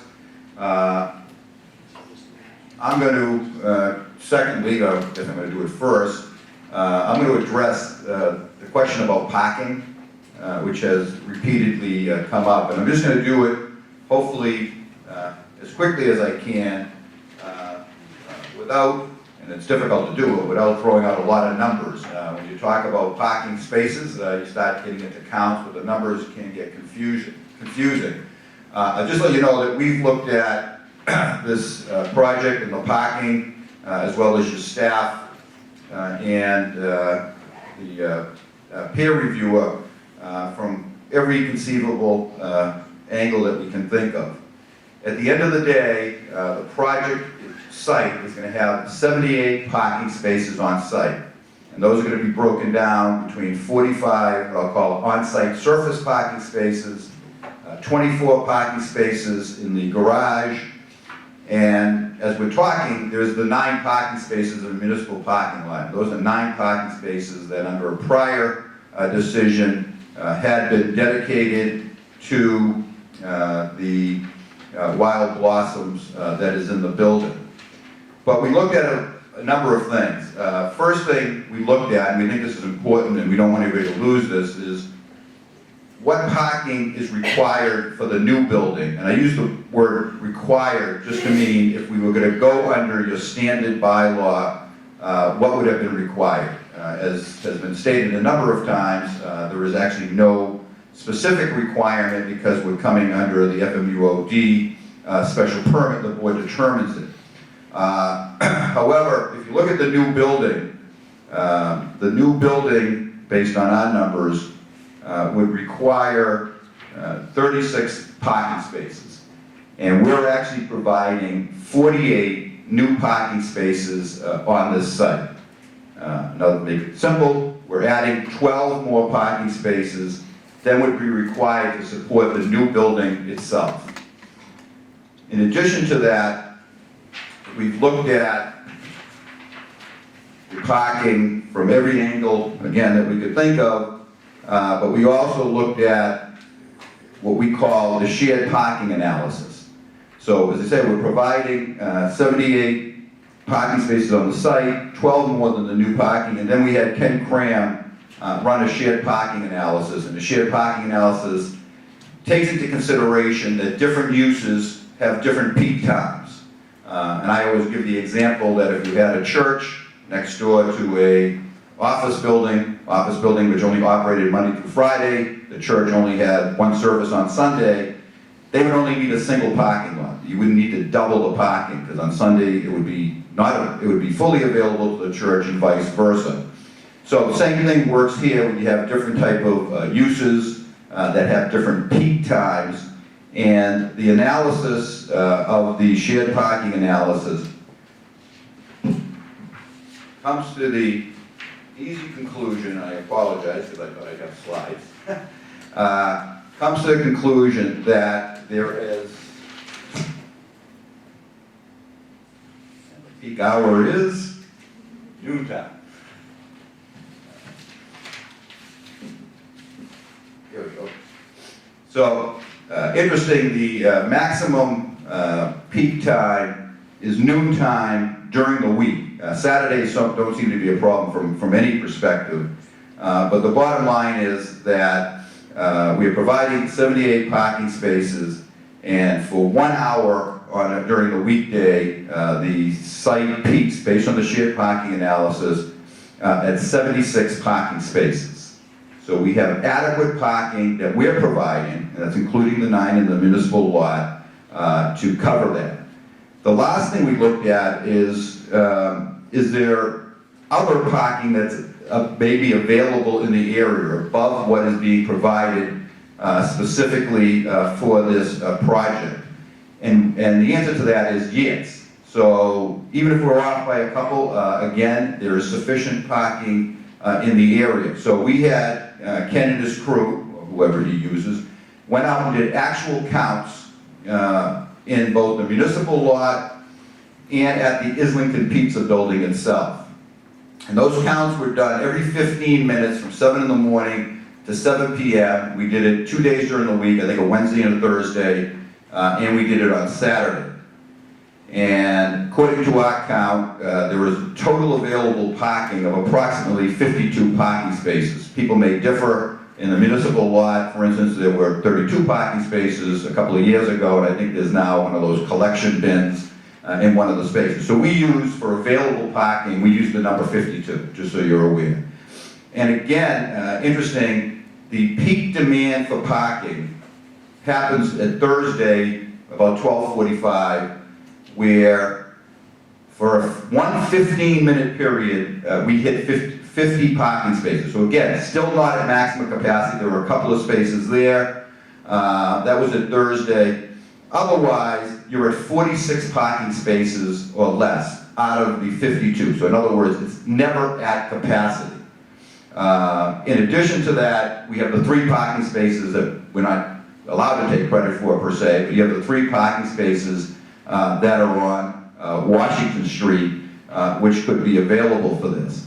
And so at the end of the day, the conclusion is the parking works for the project. Again, very quickly, 12 more parking spaces than required for the new building itself.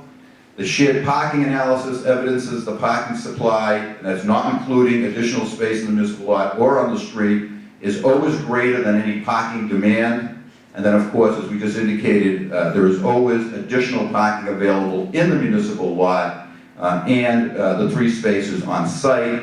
And just in terms of the municipal lot, and I think Nora may have done this at the last meeting, because people say, you know, what right do you have to use the municipal lot?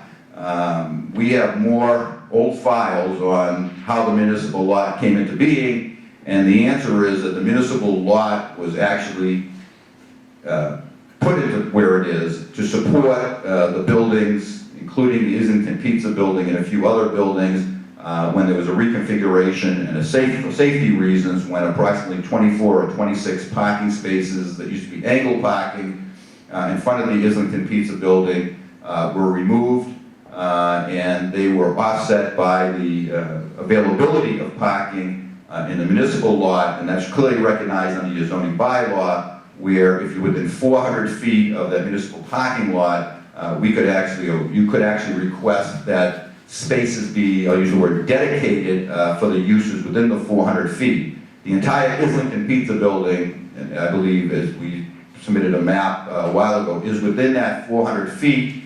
At this time, we're not requesting that dedication. We think it works better with the flow of the traffic, the flow of the parking, that it not be dedicated. God forbid for some reason we find in the future that doesn't work, we may have to come back and ask for that, but at this point we think there's sufficient parking and we don't need to ask for a dedication as they did for Wild Blossom in that parking lot. So thank you, and I babbled enough, so hopefully Mike's stuff got up on the screen and he'll walk you through the project. Thank you. I'm sorry about the technical difficulties. Michael McKay from McKay Architects. What I'd like to do tonight is just walk through the changes that we've made, the revisions, and I'd also like to thank Beta Group. It's been a collaborative effort, really. I think looking at the plan today and what it was, it's a huge improvement in many ways, and I'd like to thank the team for working with us on it. It's a big help. I think the major items that we've focused on, between details, lighting, but the main thing is the site and the parking. Today, the parking lot and all the spaces conform to all regulations, dimensional regulations for the town of Westwood. And and I think that's one of the major improvements. We have the garage entrance along here, I'm going to focus on later in a different slide, but the parking entering off of Washington Street, in detail we've reviewed tree line, sight lines, and the auto turns. We have all of those today, but we'll review them if questions are asked. One of the details along here, it's a little difficult to see, but there's a walkway that connects from the residential all the way up to the dumpster. That's a 5-foot clear walkway with, there's a raised curb at that location. We've added a little landscape area in this little corner here, so it's changed. You get a little green space outside of the residential, and that walkway is angled, following along with the handicap spot. Along the Islington Pizza, we have a raised curb there, also with curb stops, that the cars at that location overhang the sidewalk by approximately 2 feet. It's a 5-foot walk. That walk was added. It doesn't exist today. The parking is right up against the building. We still have 3 feet clear with the parking, which is allowed to extend over the curb. So that is a raised curb also with the curb stop.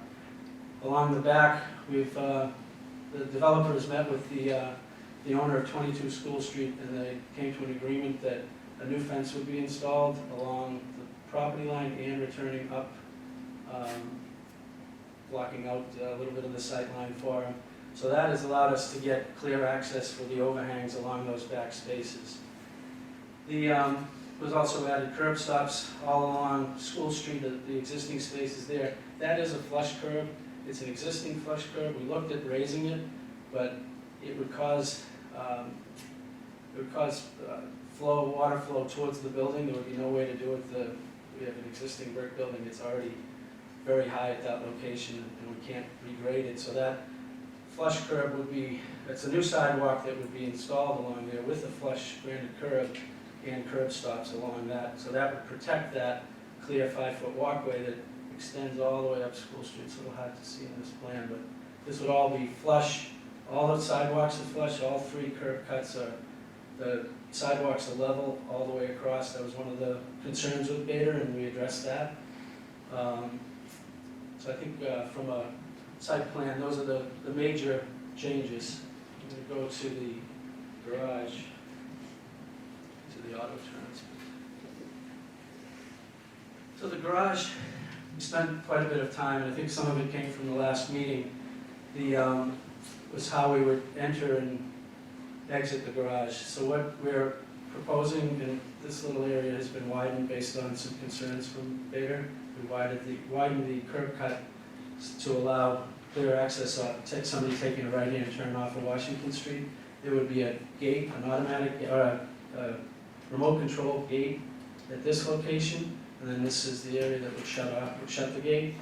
And then upon exit, there would also be a gate here at this location, and that would be a motion control gate. There is an audible alert. The audible alert is basically when somebody is leaving the garage from below, they would, upon motion, there would be an alarm that would go off at the sidewalk level that would notify everybody on the sidewalk that there was a vehicle coming. That again is a fairly, I think, a big improvement. The sidewalk is here, so we still have a very wide sidewalk and the 12 feet from the property line to the building. One of the suggestions that was made is the ramp the slope of the ramp along the exterior be reduced in pitch from 8%, from 14% to 8%, which we've done, and that just increased slightly the ramp in the covered area, which goes from 14 to 15.5, but it's still under a code requirement that really isn't a code requirement, but the guidelines would be, maximize 20% in a ramp. There's a lot of details in here that we've reviewed in terms of guardrails, sight lines, and I think those improvements have made this entrance and exit safer and much, I think, much better. Nothing's changed. The exterior, no changes except we just, this was a lighting fixture and exterior sconce that we were asked to include, and the locations are indicated on the elevation, and those wrap around the parking lot side. It's a fairly significant height. It's approximately 28-inch high LED dark sky fixture that is for the new building. And no real changes along here. This is actually have the ramp section. So this shows how that 8% ramp here, so you get on more of a level ground before you exit, so you're not on that steeper grade, and then the 15.5% is here. So that's it's a sideways view of the floor plan that we looked at before, but this is cutting straight through here, so you see the lower pitched area, and then it goes down steeper. So these are actual car sizes. There's more than enough clearance. It would be much more than you would be used to going into a parking garage. Some of the details, I think we presented these last time, but they have more information on an existing roof plan. We showed existing downspout locations and drainage for the existing building. Right now it all dumps on the street and into the back. It will all be tied into stormwater drainage system, which that design is complete. This is the other building with the sconce, different type of sconce, more of a vertical sconce that would be located adjacent to each one of the entrance doors, and two at the entrance to the, I forget the name of the restaurant. My mind is done. Wild Blossom, thank you. There's some existing photos. I think we had this from the last presentation. One of the things that has been asked in this back area is all of this, the wiring, the pipes, the fencing, it's all being removed. It's the electrical panels are all getting relocated inside the building. It's all, there's a space right at this corner that everything will be relocated inside, so none of those panels will be outside. There will be meters there, but no panels. And all of these bollards and poles, everything will be removed. So that cleans up. I think that's one of the early meetings, we didn't have a photograph of the back, and I think it was a question how it was being resolved, and that everything's being removed and moved inside.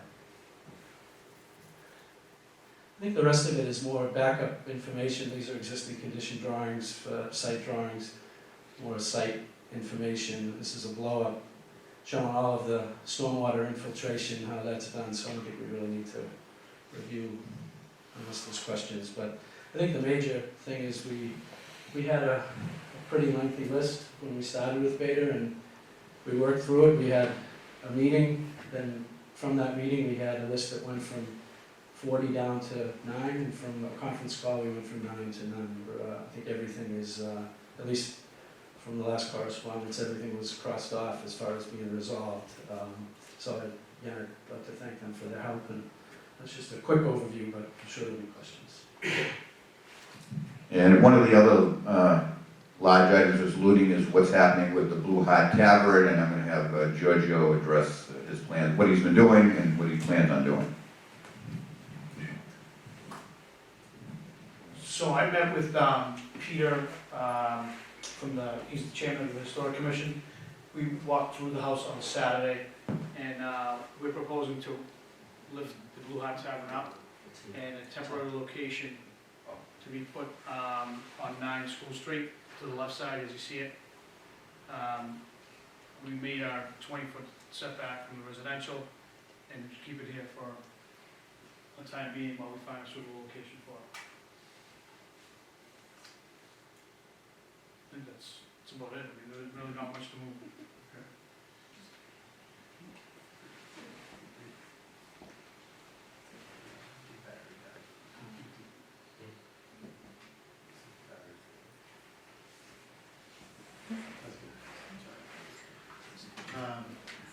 Okay, at this time, Peter, comments on Beta.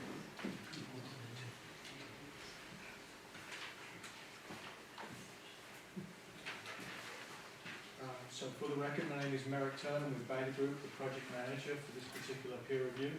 I'm here with Greg Lucas and Amy Latvacoca, architectural and traffic respectively. So as the applicant has said, I think that there has been a very detailed and thorough coordination process. We met 2 times with the proponent over the last couple of months. We had a lengthy conference call in the past couple of weeks, and in general, that coordination effort, I think, has led to our various questions and comments being resolved satisfactorily, as reflected in the memorandum that we put forward to the board in the last week or so. In terms of those key elements, which have just been discussed in some detail, and we can certainly be prepared to talk more on those with any questions with the parking and so forth. We are in agreement with the general adequacy of the parking relative to demand versus supply. We have perhaps a simple way of looking at some things, but the conclusion is the same, and we feel it's an appropriate balance. We're very happy to see the top of the ramp being flattened. We think that's an important improvement as well in terms of just sort of general operation at the entrance to the building. Various details that we've discussed, additional detail to the existing building, including those in the plans, a more ornamental lighting package on the frontage to the buildings and so forth. All of those things, I think, are welcome responses to the package in general and have certainly improved the project. A couple of things of note. A sign package was included. We did discuss that with Nora and Abby and the applicant. I believe that will meet the general requirements of the board, but we defer discussion and approval of that to the board in terms of discussion that's to be had tonight. And I believe there are still, there are still a number of waivers that need to be considered in terms of the board's consideration as well. And we have those highlighted in the memo, and we can run through those as need be in terms of any questions the board may have. But at that point, I think we feel that the package is generally responded to our comments and questions, and as the applicant was stating, I think we're in general agreement with what we see right now. Good, thank you. Abby, comments from the town staff?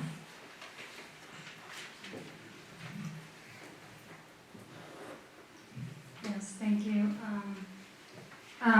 Yes, as the applicant and Beta mentioned, we did meet with staff since your last meeting in February, and I believe the set of plans have addressed, addressed all of the issues that have come up during the public hearings. The applicant did submit the site plan for the proposed relocation of the Blue Heart Tavern on 9 School Street.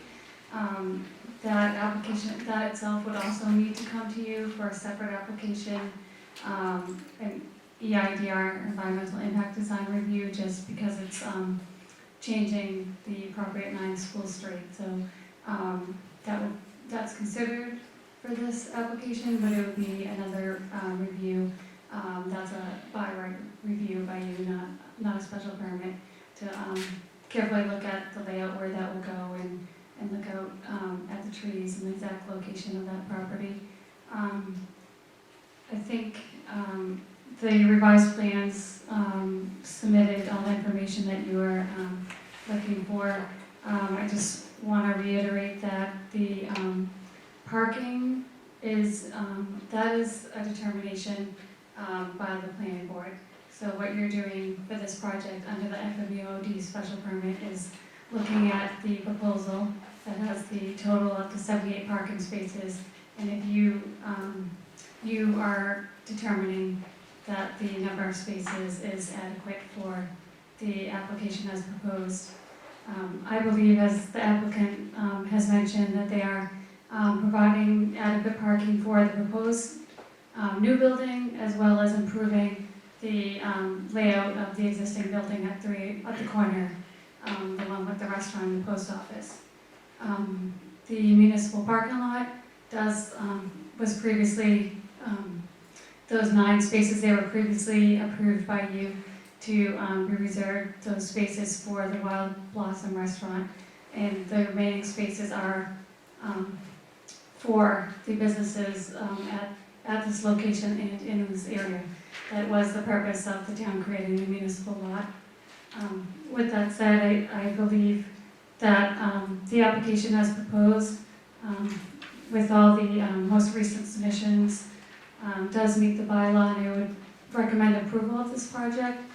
In your packets, I did provide a draft decision. If you had a chance to review it, I know you still have, might have some more discussion items, and one of your board members not present tonight, but I did create a 17-page decision for your review with 36 conditions that you might want to review tonight. But that also includes the waivers that this project needs, which would be the waiver from the minimum project area for the project, which is an acre. This is a little under an acre. It would be the waiver for the rear landscape buffer behind the existing building. They are creating the 20-foot landscape buffer behind the new building, but that behind the new building that does not exist today, so that still needs a waiver to maintain that existing non-conforming landscape buffer. And then lastly, it was a waiver for the landscape islands and the parking lot and the landscaping adjacent to the buildings.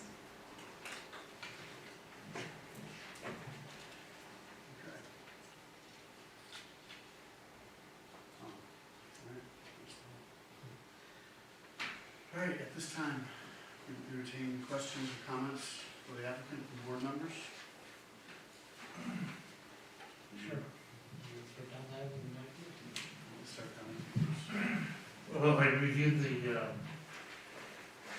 proposed conditions in the draft, and for one thing, I know it was talked about restricting the parking garage to not public use, just for tenants. And then talks about how to use the stack spaces. I don't think we should put that restriction on their operation, because I'm not convinced that that's the best way to most efficiently use the parking. Obviously, the operator is gonna use whatever system, accommodates your clients and your customers. So I don't, you understand what I'm saying? I don't think we should tie their hands about how they use that parking. Okay? Do you mean opening it up to the public? Well, it was whatever, however they want to run it, they can run it. I I just don't think, why are we gonna tell the business operator how to, you know, operate, where the car is parked for the business, and not have the flexibility to utilize a better plan? You know what I'm saying? I'm just not convinced that that's the most efficient use. And the other thing is, while I understand I believe there is language in the zoning bylaw that already says that if you have an issue with lack of parking, that you have to address it. I'd like to see a condition that would say that if in the future it's found that parking is a problem, that the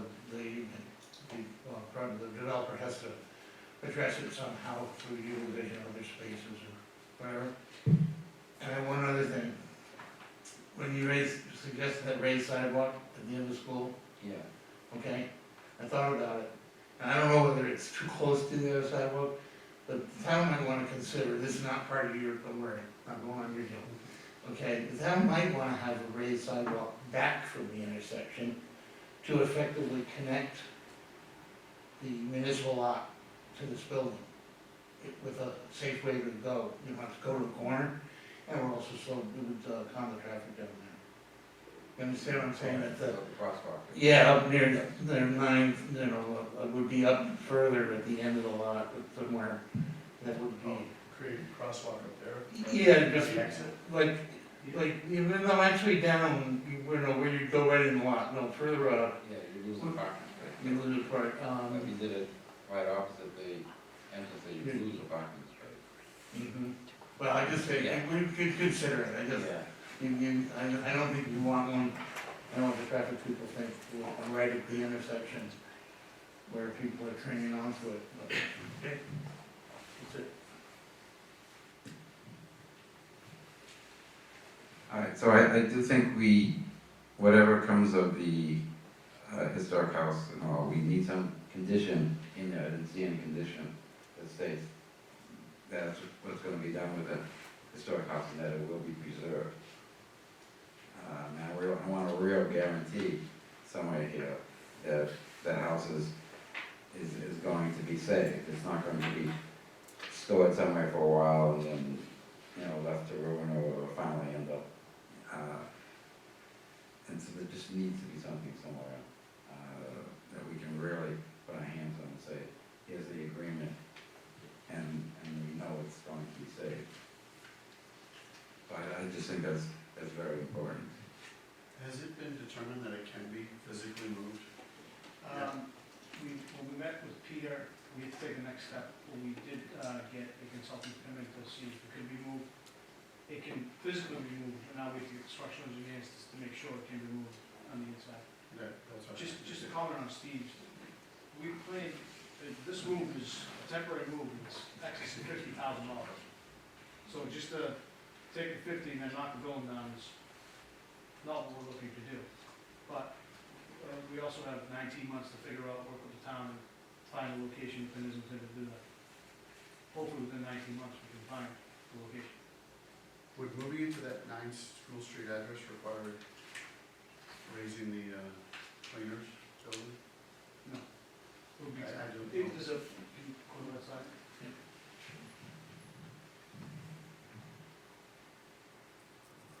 There's room off. Yes, well, yes. So the 9 School Street building is right, the tailor shop is right here. Okay. So You have to clear that land? So right now, this is the edge of pavement. Yeah. So this land in here would be cleared, and this would be the Blue Hot Tavern, just a temporary location. So just to clarify, this is the abutters lot line, and we're gonna leave 20 feet in the middle to make sure that those trees stay. Who owns that porch up shaped property? I do. It's one property that goes in the back. And that's all part of the 9 School Street that goes back behind that, maybe?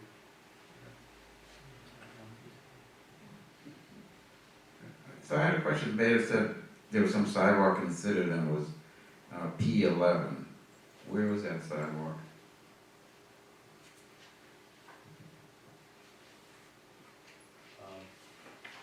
just I'm not maybe. sure which one. Who you guys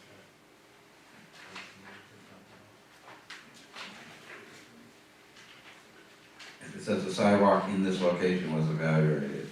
That was, Yeah. that was right along the entrance, from Washington Street on the new building side. It was looking at connecting along that building edge. Right, so, and there was just no room for that There's sidewalk. just no room for Well, it. if we flip to the turning radius, there you see there's barely any room for Right. any kind of truck. Any kind of vehicle comes in there is practically scraping against the side of the building. So I'm just concerned that vehicles would actually hit the building and what we can do about that.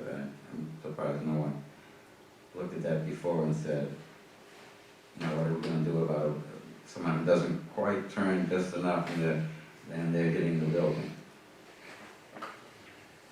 Are there room for bollards along there, or is it, I mean, it's, the building itself, you have the lower end is brick, but it's not, is it solid brick?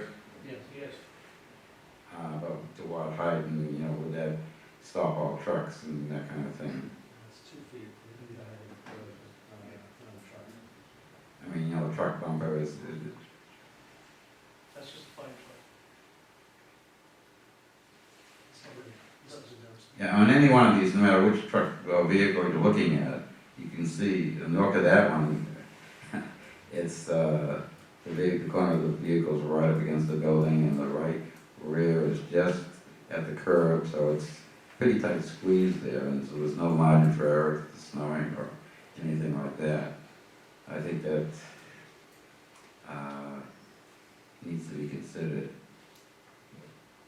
Ken Graham from Bayside Engineering. We're not concerned, believe it or not.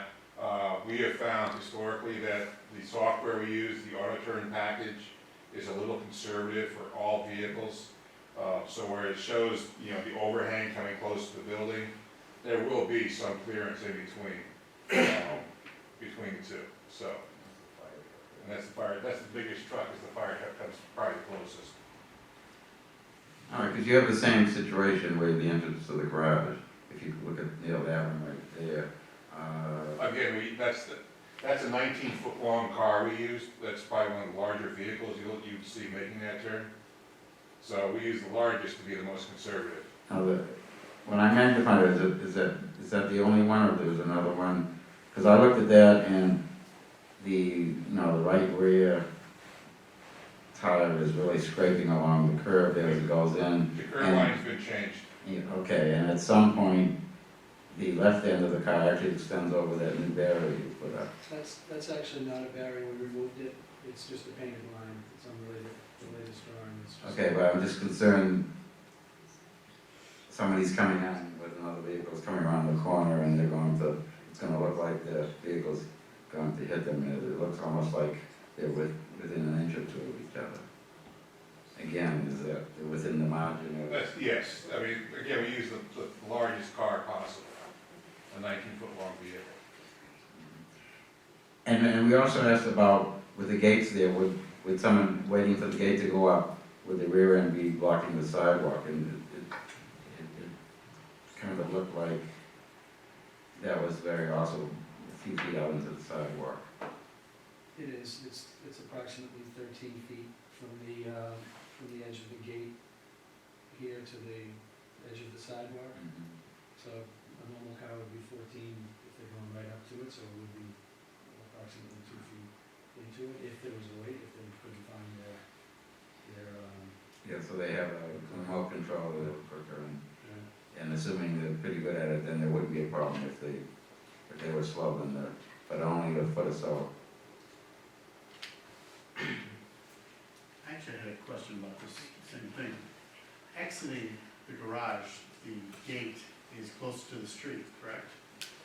And entering is closer to the edge of the building. Yes. So if someone doesn't have their clicker or a clicker, couldn't you just circumnavigate that and go, if there's no car exiting at that moment? There isn't enough room to. There's not, that's what I was gonna ask. During our meeting, we had discussed that, and we Mini actually, Cooper might make it. we introduced But a, not a normal car. we introduced a 6-inch curve, but then that curve was causing problems, and then I think it was agreed by all that a car could not maneuver through it. Yeah, if it happened once, we'll catch it on our cameras and won't happen again. They will vacate, they will vacate. I kind of looked at that too, and I thought, well, somebody's gonna try it, but. Human beings will find a way to mess it. And that is how we located the two gates. We located them as close as possible. We did want on the exit to be as close on the flat as we could be. Now that would be motion activated. As they drive past a motion detector, it would go up automatically, so it's not a remote control. And then this is a remote closer after they leave. It's like a car wash with breakers on and down for the same kind of system.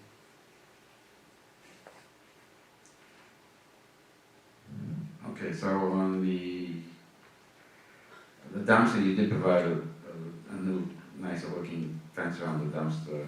The gate is one of those, is that the kind of gate we normally are getting nowadays on the dumpster? Because it still has that chain link fence with the vinyl. And that's the end that's facing the street. It's visible. It's white line. It's a white vinyl. Right, so it's chain link, and then in between you have the Slats. slats, Yeah. the white slats to Is it. that what we have? That's not what we generally get. We get something. No, so the gate has to be, cannot have any chain link on it. So Yeah. the gate doors, they could have a metal structure inside them, but they have to be fully clad with the same material that covers the sides of the gate. Okay, that's one of them. Okay. Now, I did mention about the two sidewalks there, the sidewalk along the pizza place. At the end there was just a flat curve, there's no ramp. And shouldn't we put a ramp in there? I think any sidewalk should never end in a curve. It's flush, it's a flush. It ends just flush at that end? It's flush at all sidewalks, at the curb cut going into the garage. Along here, it's a flush sidewalk. When you go past the Washington Street, the parking lot entrance, that is a flush. When you say flush, it's at the It's the level? height of the sidewalk. Height of the sidewalks, it's just, Flush okay. going up, you're going up off of the Right. street, and then you flush with the sidewalk. And then the same At School Street, along School. because right now that's not really 6 inches above the roadway, is it going to be? It's not, it's regraded, and the grading is shown on one of the drawings, it's all detailed, it shows that it is. And so you did change the curvature there, made the stop sign at the stop line at an angle. Yes. So where is that sidewalk going to go with that? It follows along here, follows along this would be the flush curving in one of the drawings. So it will be 6 inches above the roadway? Yes. Because I didn't see the real detailed drawing on that. This is the drawing that shows it, Matt, we could blow it up and show it. I actually looked at it today again to make sure that it was there and that. Yeah, the grades are there, that's the way we designed it, we're gonna build it the way that we wanted. Okay. These grades, the numbers that are here show it, and you'd have to blow it up. So what I also was referring to is by the dumpster, there's that sidewalk you put in that ends right at the dumpster, and there's no, again, that's a 6-inch curve, there's no. Not 6 inch. Yeah, there's no ramp there. There is no ramp at that end. Shouldn't we put a ramp in there at the end of that sidewalk? And the same thing with at the corner of the building, at the end of that sidewalk. Yeah, no, the corner of the old building. Yeah, right there.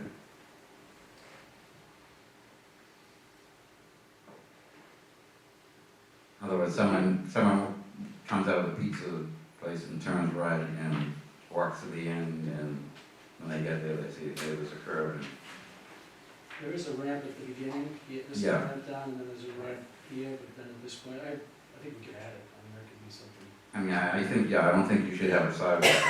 There's no reason why we Put a curve. can't. So if you put those two curves in with the strips and the curves and everything there.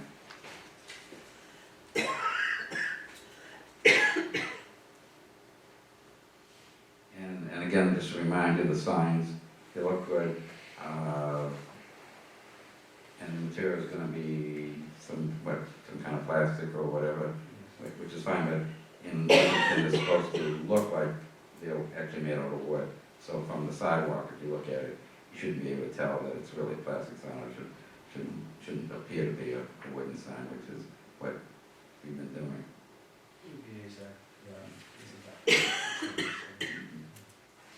Similar to the building trend. Well, I think. And I just had one question on the lighting. You listed three types of lighting, and the third type, but the S1, I didn't see where you were using that lighting. Is that really an inside? We have this No, fixture. if you go to the lighting diagrams.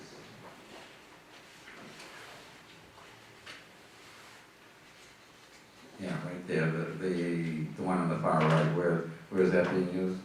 That was a building sconce, it's actually been eliminated, we changed that. Okay, to so you're not the- even using it, so it's all the one on It's the, not being used. okay, good. Okay, I think that covers everything.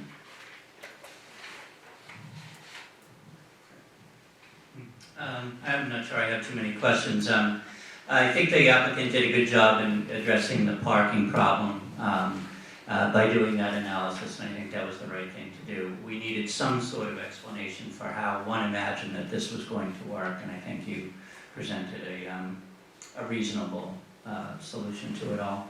I had a question on the new commercial space in the new building. Do you imagine that being one or two tenants? You don't know yet. Do you have any idea what kind of tenant It's you would it's expect? going to be two tenants. All right. And you, We actually set it up for a split down the middle. We added an egress hall in the back, but if it is one tenant, that would get eliminated. This is the second means of egress for the rear of the building, so it is set up that we would imagine there may be this is about a 50-50 split. Yeah. All right, I think that's all I have. Okay. Could you go to the turning radius slide? I think you said it's an old one, specifically, yeah, going into the garage. That's not current, right, where the curb is? It's actually, one of the things that's difficult is this is a CAD drawing. This is the existing curb cut here, and then another one is an existing curb. It's kind of overlaid. If you look at, the existing curb is being removed, this is the new curb here, and the other curb is being pushed back here. So That's what I was you're gonna, actually looking at the old. it's back closer to It the is. pizza? It's much further back, you know, it's kind of so each one of us takes a CAD drawing, and we take the information and try to clean it up. This one has the existing, so this is the existing curb cut again, and the other one is here, so you're looking at that. If you look on Norwood's drawings, it's much clearer what is new, so the curb cut is actually back here. It's right at this, follows this edge. And can you move to the slide that shows fire engineering? Yeah, is that the fire truck? That's the dumpster.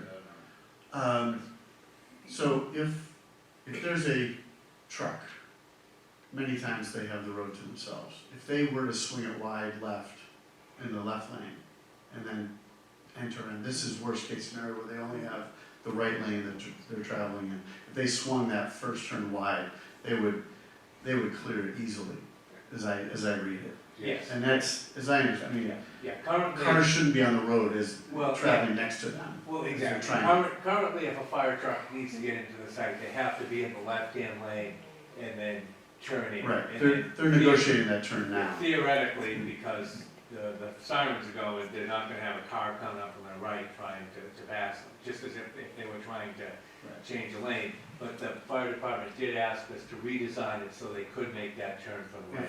And that's a change of way. since But we from a saw it. practical, I mean, it's not likely they're gonna have to make that turn from the right hand lane. They can That's borrow my from the opinion, left. yes, but the request was made in. Right, I understand. You have to come up with the hardest case scenario. Sure, yes. lighting in those back spots behind the pizza building, what are we doing for, is it just the wall mount lighting back there? Are we doing anything back there? Bollards? Pole lights? I didn't see where they were. We may have already gone over this in previous meetings, I just can't recall and I can't find it on the plan. Here. It's 1 year, around here, and this fixture. And how tall are those? Oh, and are they shielded in a way that that neighbor is not going to? Yes, they are dark sky. Okay. Okay, I just, again, we may have gone over that, I just, it wasn't coming to my mind. Okay, I think that, yeah, that covers it.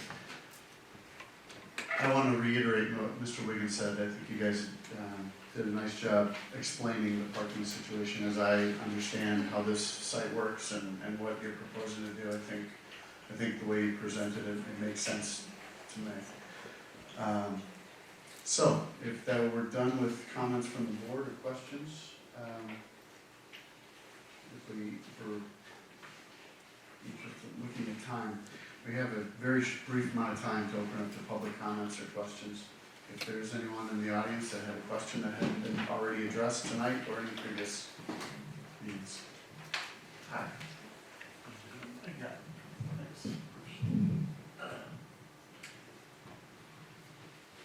Helen Gordon, I'm actually on Islington Task Force. I'm not speaking as an Islington Task Force person, but speaking as a 44 Brookfield Road resident.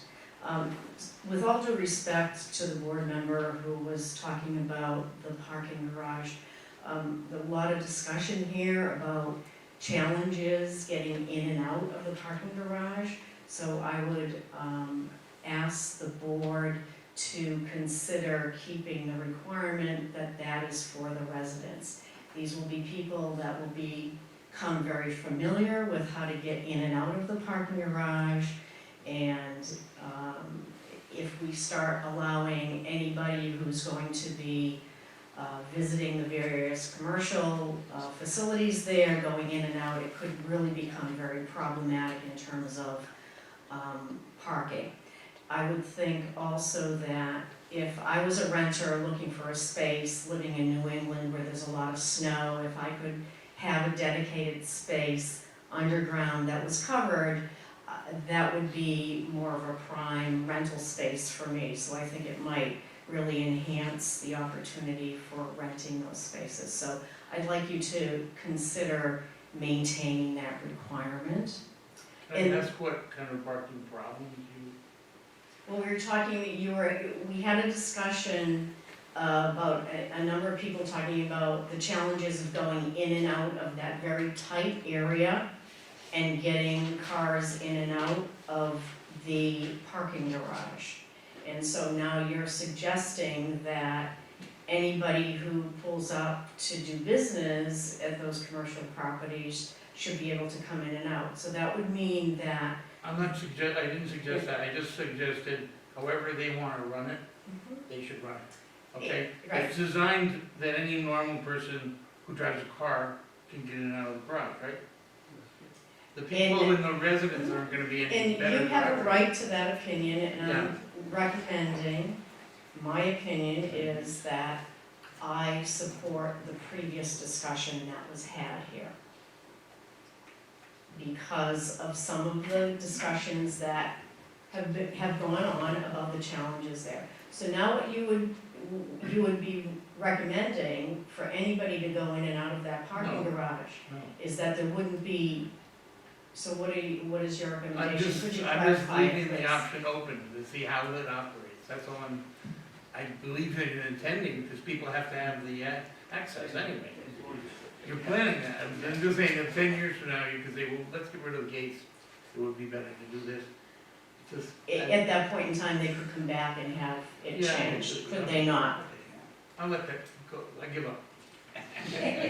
Not to interrupt, just as you indicate, for a practical matter, the only people that will be able to get into the garage are those who have Right. the means to do so, so therefore it's gonna be, because we're required to have gate, then the condition would be sort of, I think, superfluous, because the only people who can access it have to have the ability to get into it. And it's our understanding that if in the future we wanted to change that, we would have to come back before the board anyway. That's Which is what we- Could you explain in a little more detail what changes you've made on the landscaping plan, just so everybody is familiar since the last time? I think there has been, the last time you were here, there was some landscaping around the Wild Blossom exit area, just so everybody's kind of on the same page of what those changes were? Yeah. You know the piece I'm talking about? Yeah. Yeah, so just so everybody is, Yeah. Before it was wrong,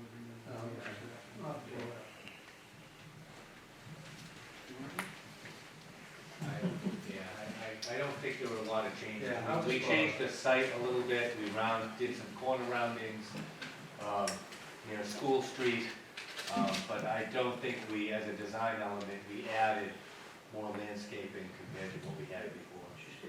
It's gonna be difficult to blow this up, but this corner area, before we had it was extending out, now with the Yeah. curve is. so the last time you were here, there was, and I'm not disagreeing with it, I just am calling it out, that there was landscaping up, yes.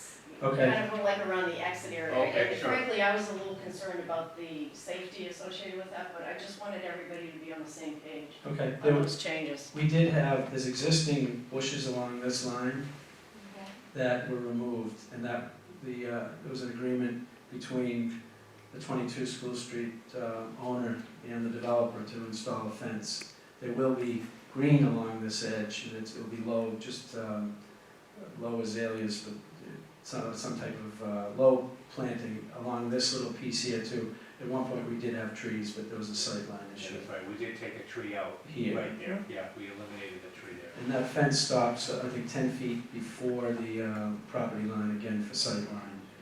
So those bushes were existing, actually, and they are now removed. They were mostly on 22 School Street's property, and there's an agreement to, as I said, remove those. That was I think, the major change. There's been some detail work, but that's about it.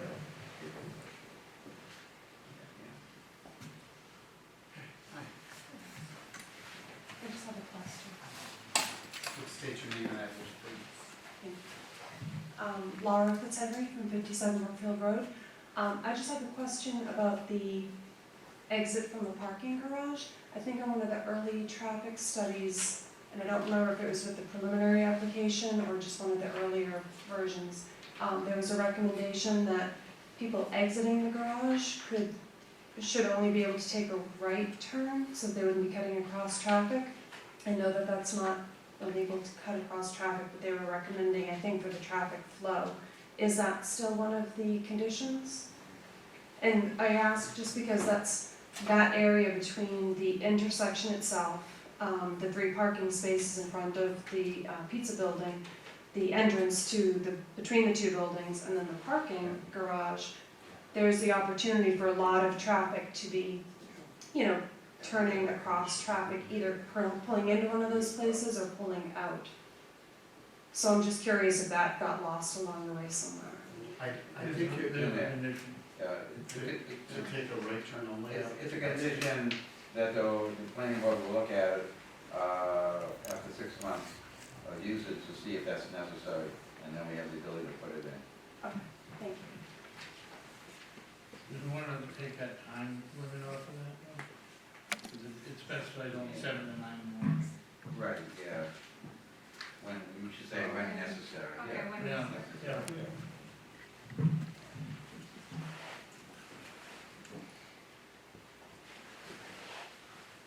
Anyone else? Hi. Mary Layton, 136 School Street. I just have a question about large truck deliveries. Is there a provision for them? Because I was there the other day and there was a large truck and it took 4 or 5 or more parking spaces. I could hardly get in, either taking the right to the pizza place and getting past it. I don't read that type of a thing, so is there provision for large truck deliveries? Well, they have to make it available to them, I mean, it has. I they know, have to so accept where is it deliveries. here? I mean, yeah. I don't think we have, there's a time restraint They can't do it from midnight to 6? We have a general bylaw that limits delivery time and it limits trash removal. And in this location, they would not be able to have either between the hours of midnight and 6. But I think what the question is pertaining to is where will they make deliveries? And the answer is probably they will do much as they do now, Right. deliveries during off hours of the businesses, where those delivery trucks do pull over into the parking Right, spaces. and off hours for the pizza place would be in the morning, Before 11, yeah. before they open up. Yeah, there was probably that time. Right. Anyone else? Yes. Just a, very quick, I've been preparing something for the Islington Task Force, and I thought I would share it with you, because it might give you a little bit more comfort in the parking discussion, which I hope after seeing the applicant's study you're more comfortable with. I'll pass out just a few copies of this. As often as I've been able to, I've been just running down and counting cars down in that area at different off times during the days. And I'm looking at the open spaces, not how many cars are in the lots, how many open spaces, marked spaces are sitting there empty. And having been a resident of the area and having been in Islington Center pretty much every day for the last 25 years, I've never run across a time when I couldn't find a parking space. But there are some pinch points. There are some sections of Islington Center that definitely have some parking issues. None of them have to do with this property or the properties immediately around it. So what I've shown you here are open spaces on all these different days. I did it 10 times over the last 3 weeks, different times of the day.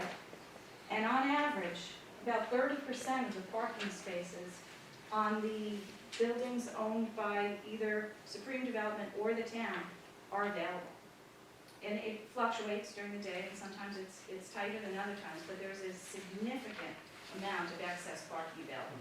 On the second sheet, I threw in Roach Brothers parking lot as well, just to show you what the numbers are. And if you were to include the Roach Brothers parking lot as well, 54% of the parking that's available in this area is vacant on average during these times. So I just want the board to feel more comfortable that the board has taken pains in other developments not to provide excess parking. It's not needed. This was discussed for a very long time at University Station. You see a sea of parking. The tenants often want more parking than the planning board wants them to have. We actually amended the zoning bylaw, I think 2 years ago, to add a maximum parking requirement, so we don't end up putting in more parking than we need and taking away valuable space that could provide commercial uses of our town.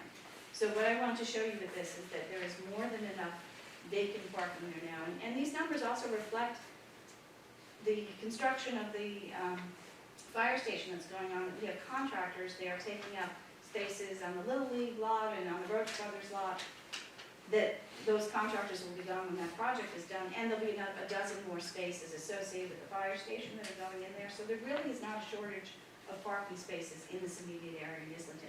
What there is, however, is a problem with parking for the School Street Playground and Morrison Park. So it's the town properties that are causing the parking problem. Those are the spots, those are the places where we have insufficient parking. And what I did notice that I found interesting is that on days when the when the School Street Playground is overflowing with parking, that all the spaces there are filled, and there are cars that are parking all along School Street and Schaefer and that area. Those cars choose to park on the street while there are empty spaces behind the Washington Street properties. There are empty spaces in the Taylor Shop, empty spaces at Cafe Diva and in the municipal lot. So it's not a case where if we provide more parking, those cars will go there. The cars want to go where they want to go, and if there's not parking where they're headed to, then they're parking legally on the street. So I think we do have a parking issue in Islington. I think it's something that the task force has to carefully consider and see if there are ways of addressing it. But I think it's important to note that this property, the existing building, has fewer parking spaces than are required by zoning, but it works. And a significant number of those parking spaces are currently vacant during most of the day. And the new building that's being proposed is meeting its parking demand and then some, adding another dozen spaces. So I just want to make sure that the planning board and everyone else understands this, that the Islington Task Force will continue to look at this. There's a parking issue in Islington, but the parking issue is not really affecting the site. And the development as proposed is providing some leeway. It's giving extra parking spaces that aren't there now, so I think it will actually be an improvement to the parking area. Thank you. Abby, is there anything else that we need to hear?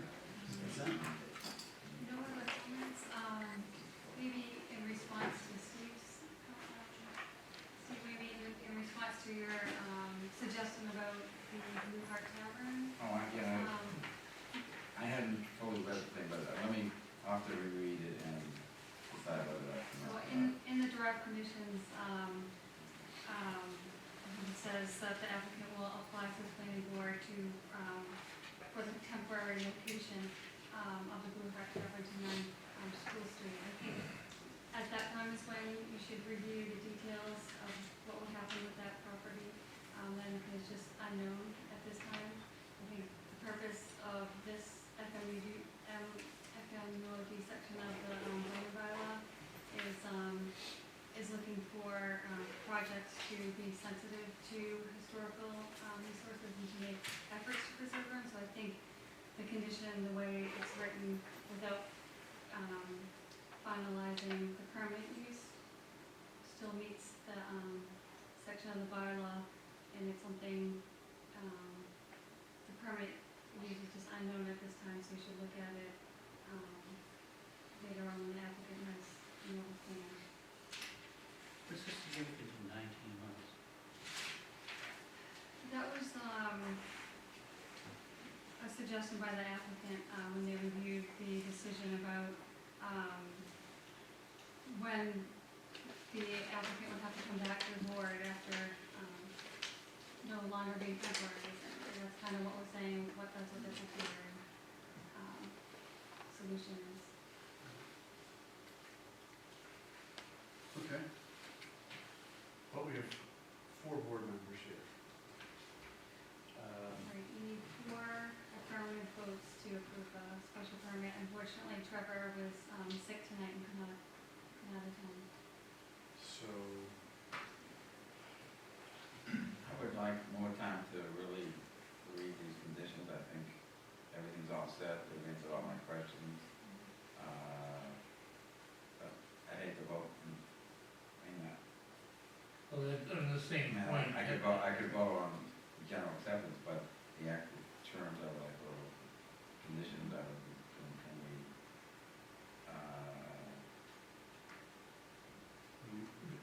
what do you want? If the I'm board. okay with voting for approval, but I want to make sure we come up with the right conditions. If the board feels you've received all the information that you need, you could close the public hearing and continue the vote to the next meeting so you could finalize the language of the decision. Because We wouldn't be able to hear anymore. have you seen this condition? Yes. Yes. I think I'll return. Okay. Does that sound reasonable? Close the public. Make a motion to close the public hearing. Second. All those in favor? Aye. And then continue. So, right, so, So we don't have to continue it. right, you don't have, it's not a hearing, but you'd be voting on, deliberating voting at your next meeting on, the 25th at Carvey Street. No more presentations. So then hopefully all 5 of us will be there anyway. Yes, Trevor is expected to be there. Last meeting. Last meeting. Bouquet of flowers. Jack too. Wow. Okay. Thank you very much. Thank you everyone for coming. Thank you.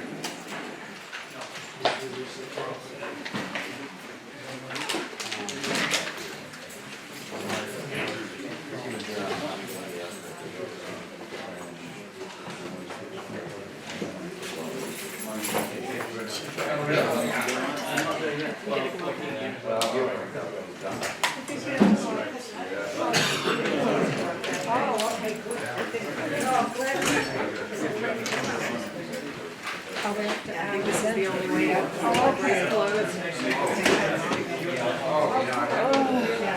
Oops, still recording.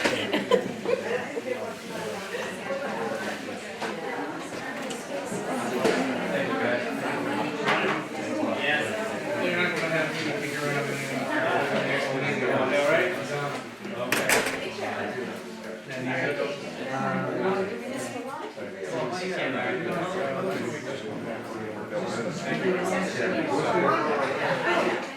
it's like that, especially with younger kids, you want to I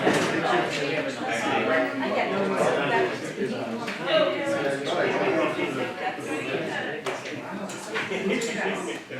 Yeah, I'm done.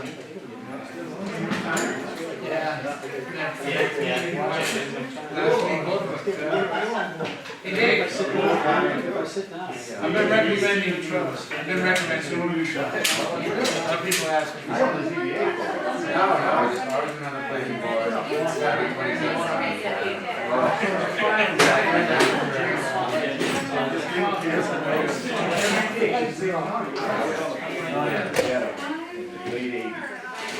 You know, we got to go on here, still on the board. But you keep covering, I go to the NISCO referring to a bylaw they had in 19. Thank you. We're gonna move on to the.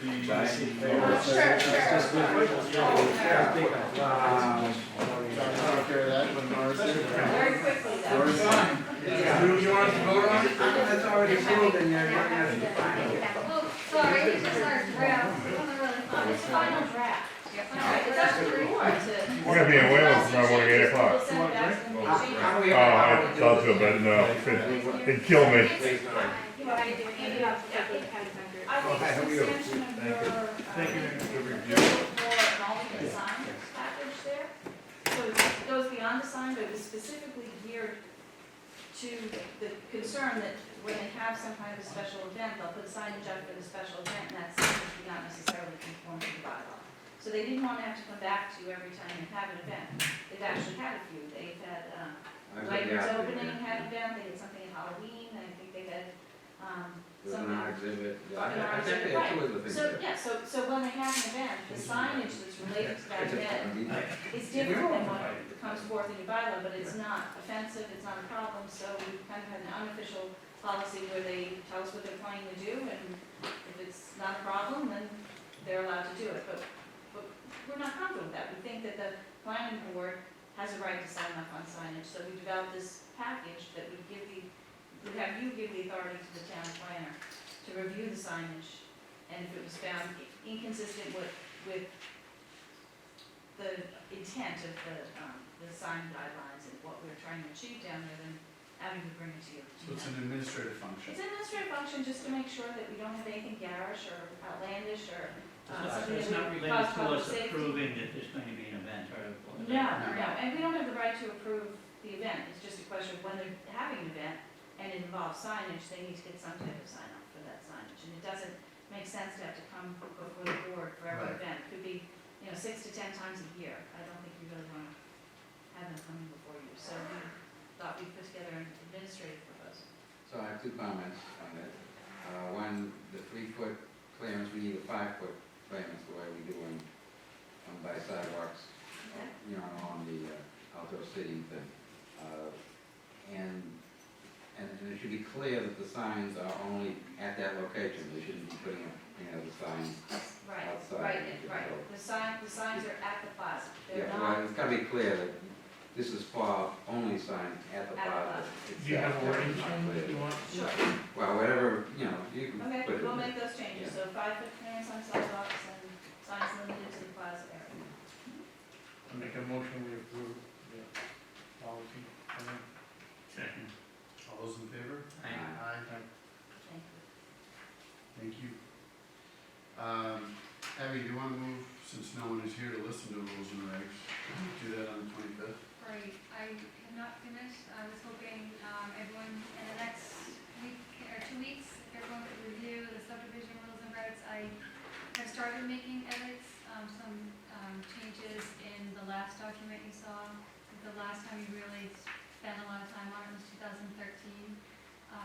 So I've been working up to that document. It's in the meeting Dropbox. Everyone can review that, or if you need a hard copy, let me know, but it'll be changing. But if you have any comments, if you want to get them to me, I'll be working diligently over the next week to get you something in advance of Jack and Bruce's last meeting. We like to hear from, have Bruce and Jack's input, before you, I no longer. There was some things that Phil was working on, is that in there? I believe most things are, so Phil is gonna, be here on the 25th, we're gonna meet with him next week. Will you stick try to, around until we discuss this? What are we doing? Yeah, I mean, I talked to him. Yes, and Today. and Still we'll on meet with him in the retainer? meantime to make Yeah. sure that Yeah. the draft that you see will be the final draft, and it'll be something that, if you were comfortable with the previous discussions, you would be ready to vote on, or recommend changes and vote on it. But either way, we need to close the hearing, it needs to end at your next meeting, and then That should the be on new a board t-shirt. can It take needs up to other end. regulations. But the subdivision regulations, we're working on our 1998 subdivision regulations. We made an interim change to just update the flood zones in 2012, but otherwise, the meat of those subdivision regulations date back to 1998. We do things a lot differently now, and every subdivision that I've participated in since I started here in 2008 has had significant waivers from the subdivision regulations, conform to what we really need to do now. So it provides the wrong guidance to developers. Are we allowed to do LID under those regulations? Under the new ones, yes, we're calling it lane subdivision. There's low impact design alternatives for the, That was for the something Phil smaller, had done, right? yes. We went over that. All right, just give me your hard copy, mailing you on or something.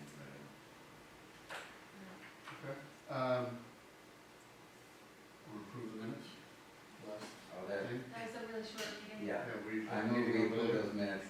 No. Second. Okay. And did you continue that hearing to the 25th, the subdivision hearing? Vote to continue to the 25th? We did not. Oh, Yes. okay, so, Sorry. let's vote on the minutes. Okay, the only change I asked Janice to reflect that I was actually in attendance. She forgot to put my name. Oh, at the last meeting? Yeah. I did those, the short minutes? Thanks for I that. forgot you. Thank you. I was there. Okay. We have a Motion motion with and a that second to accept the minutes, all those in favor? Aye. Aye.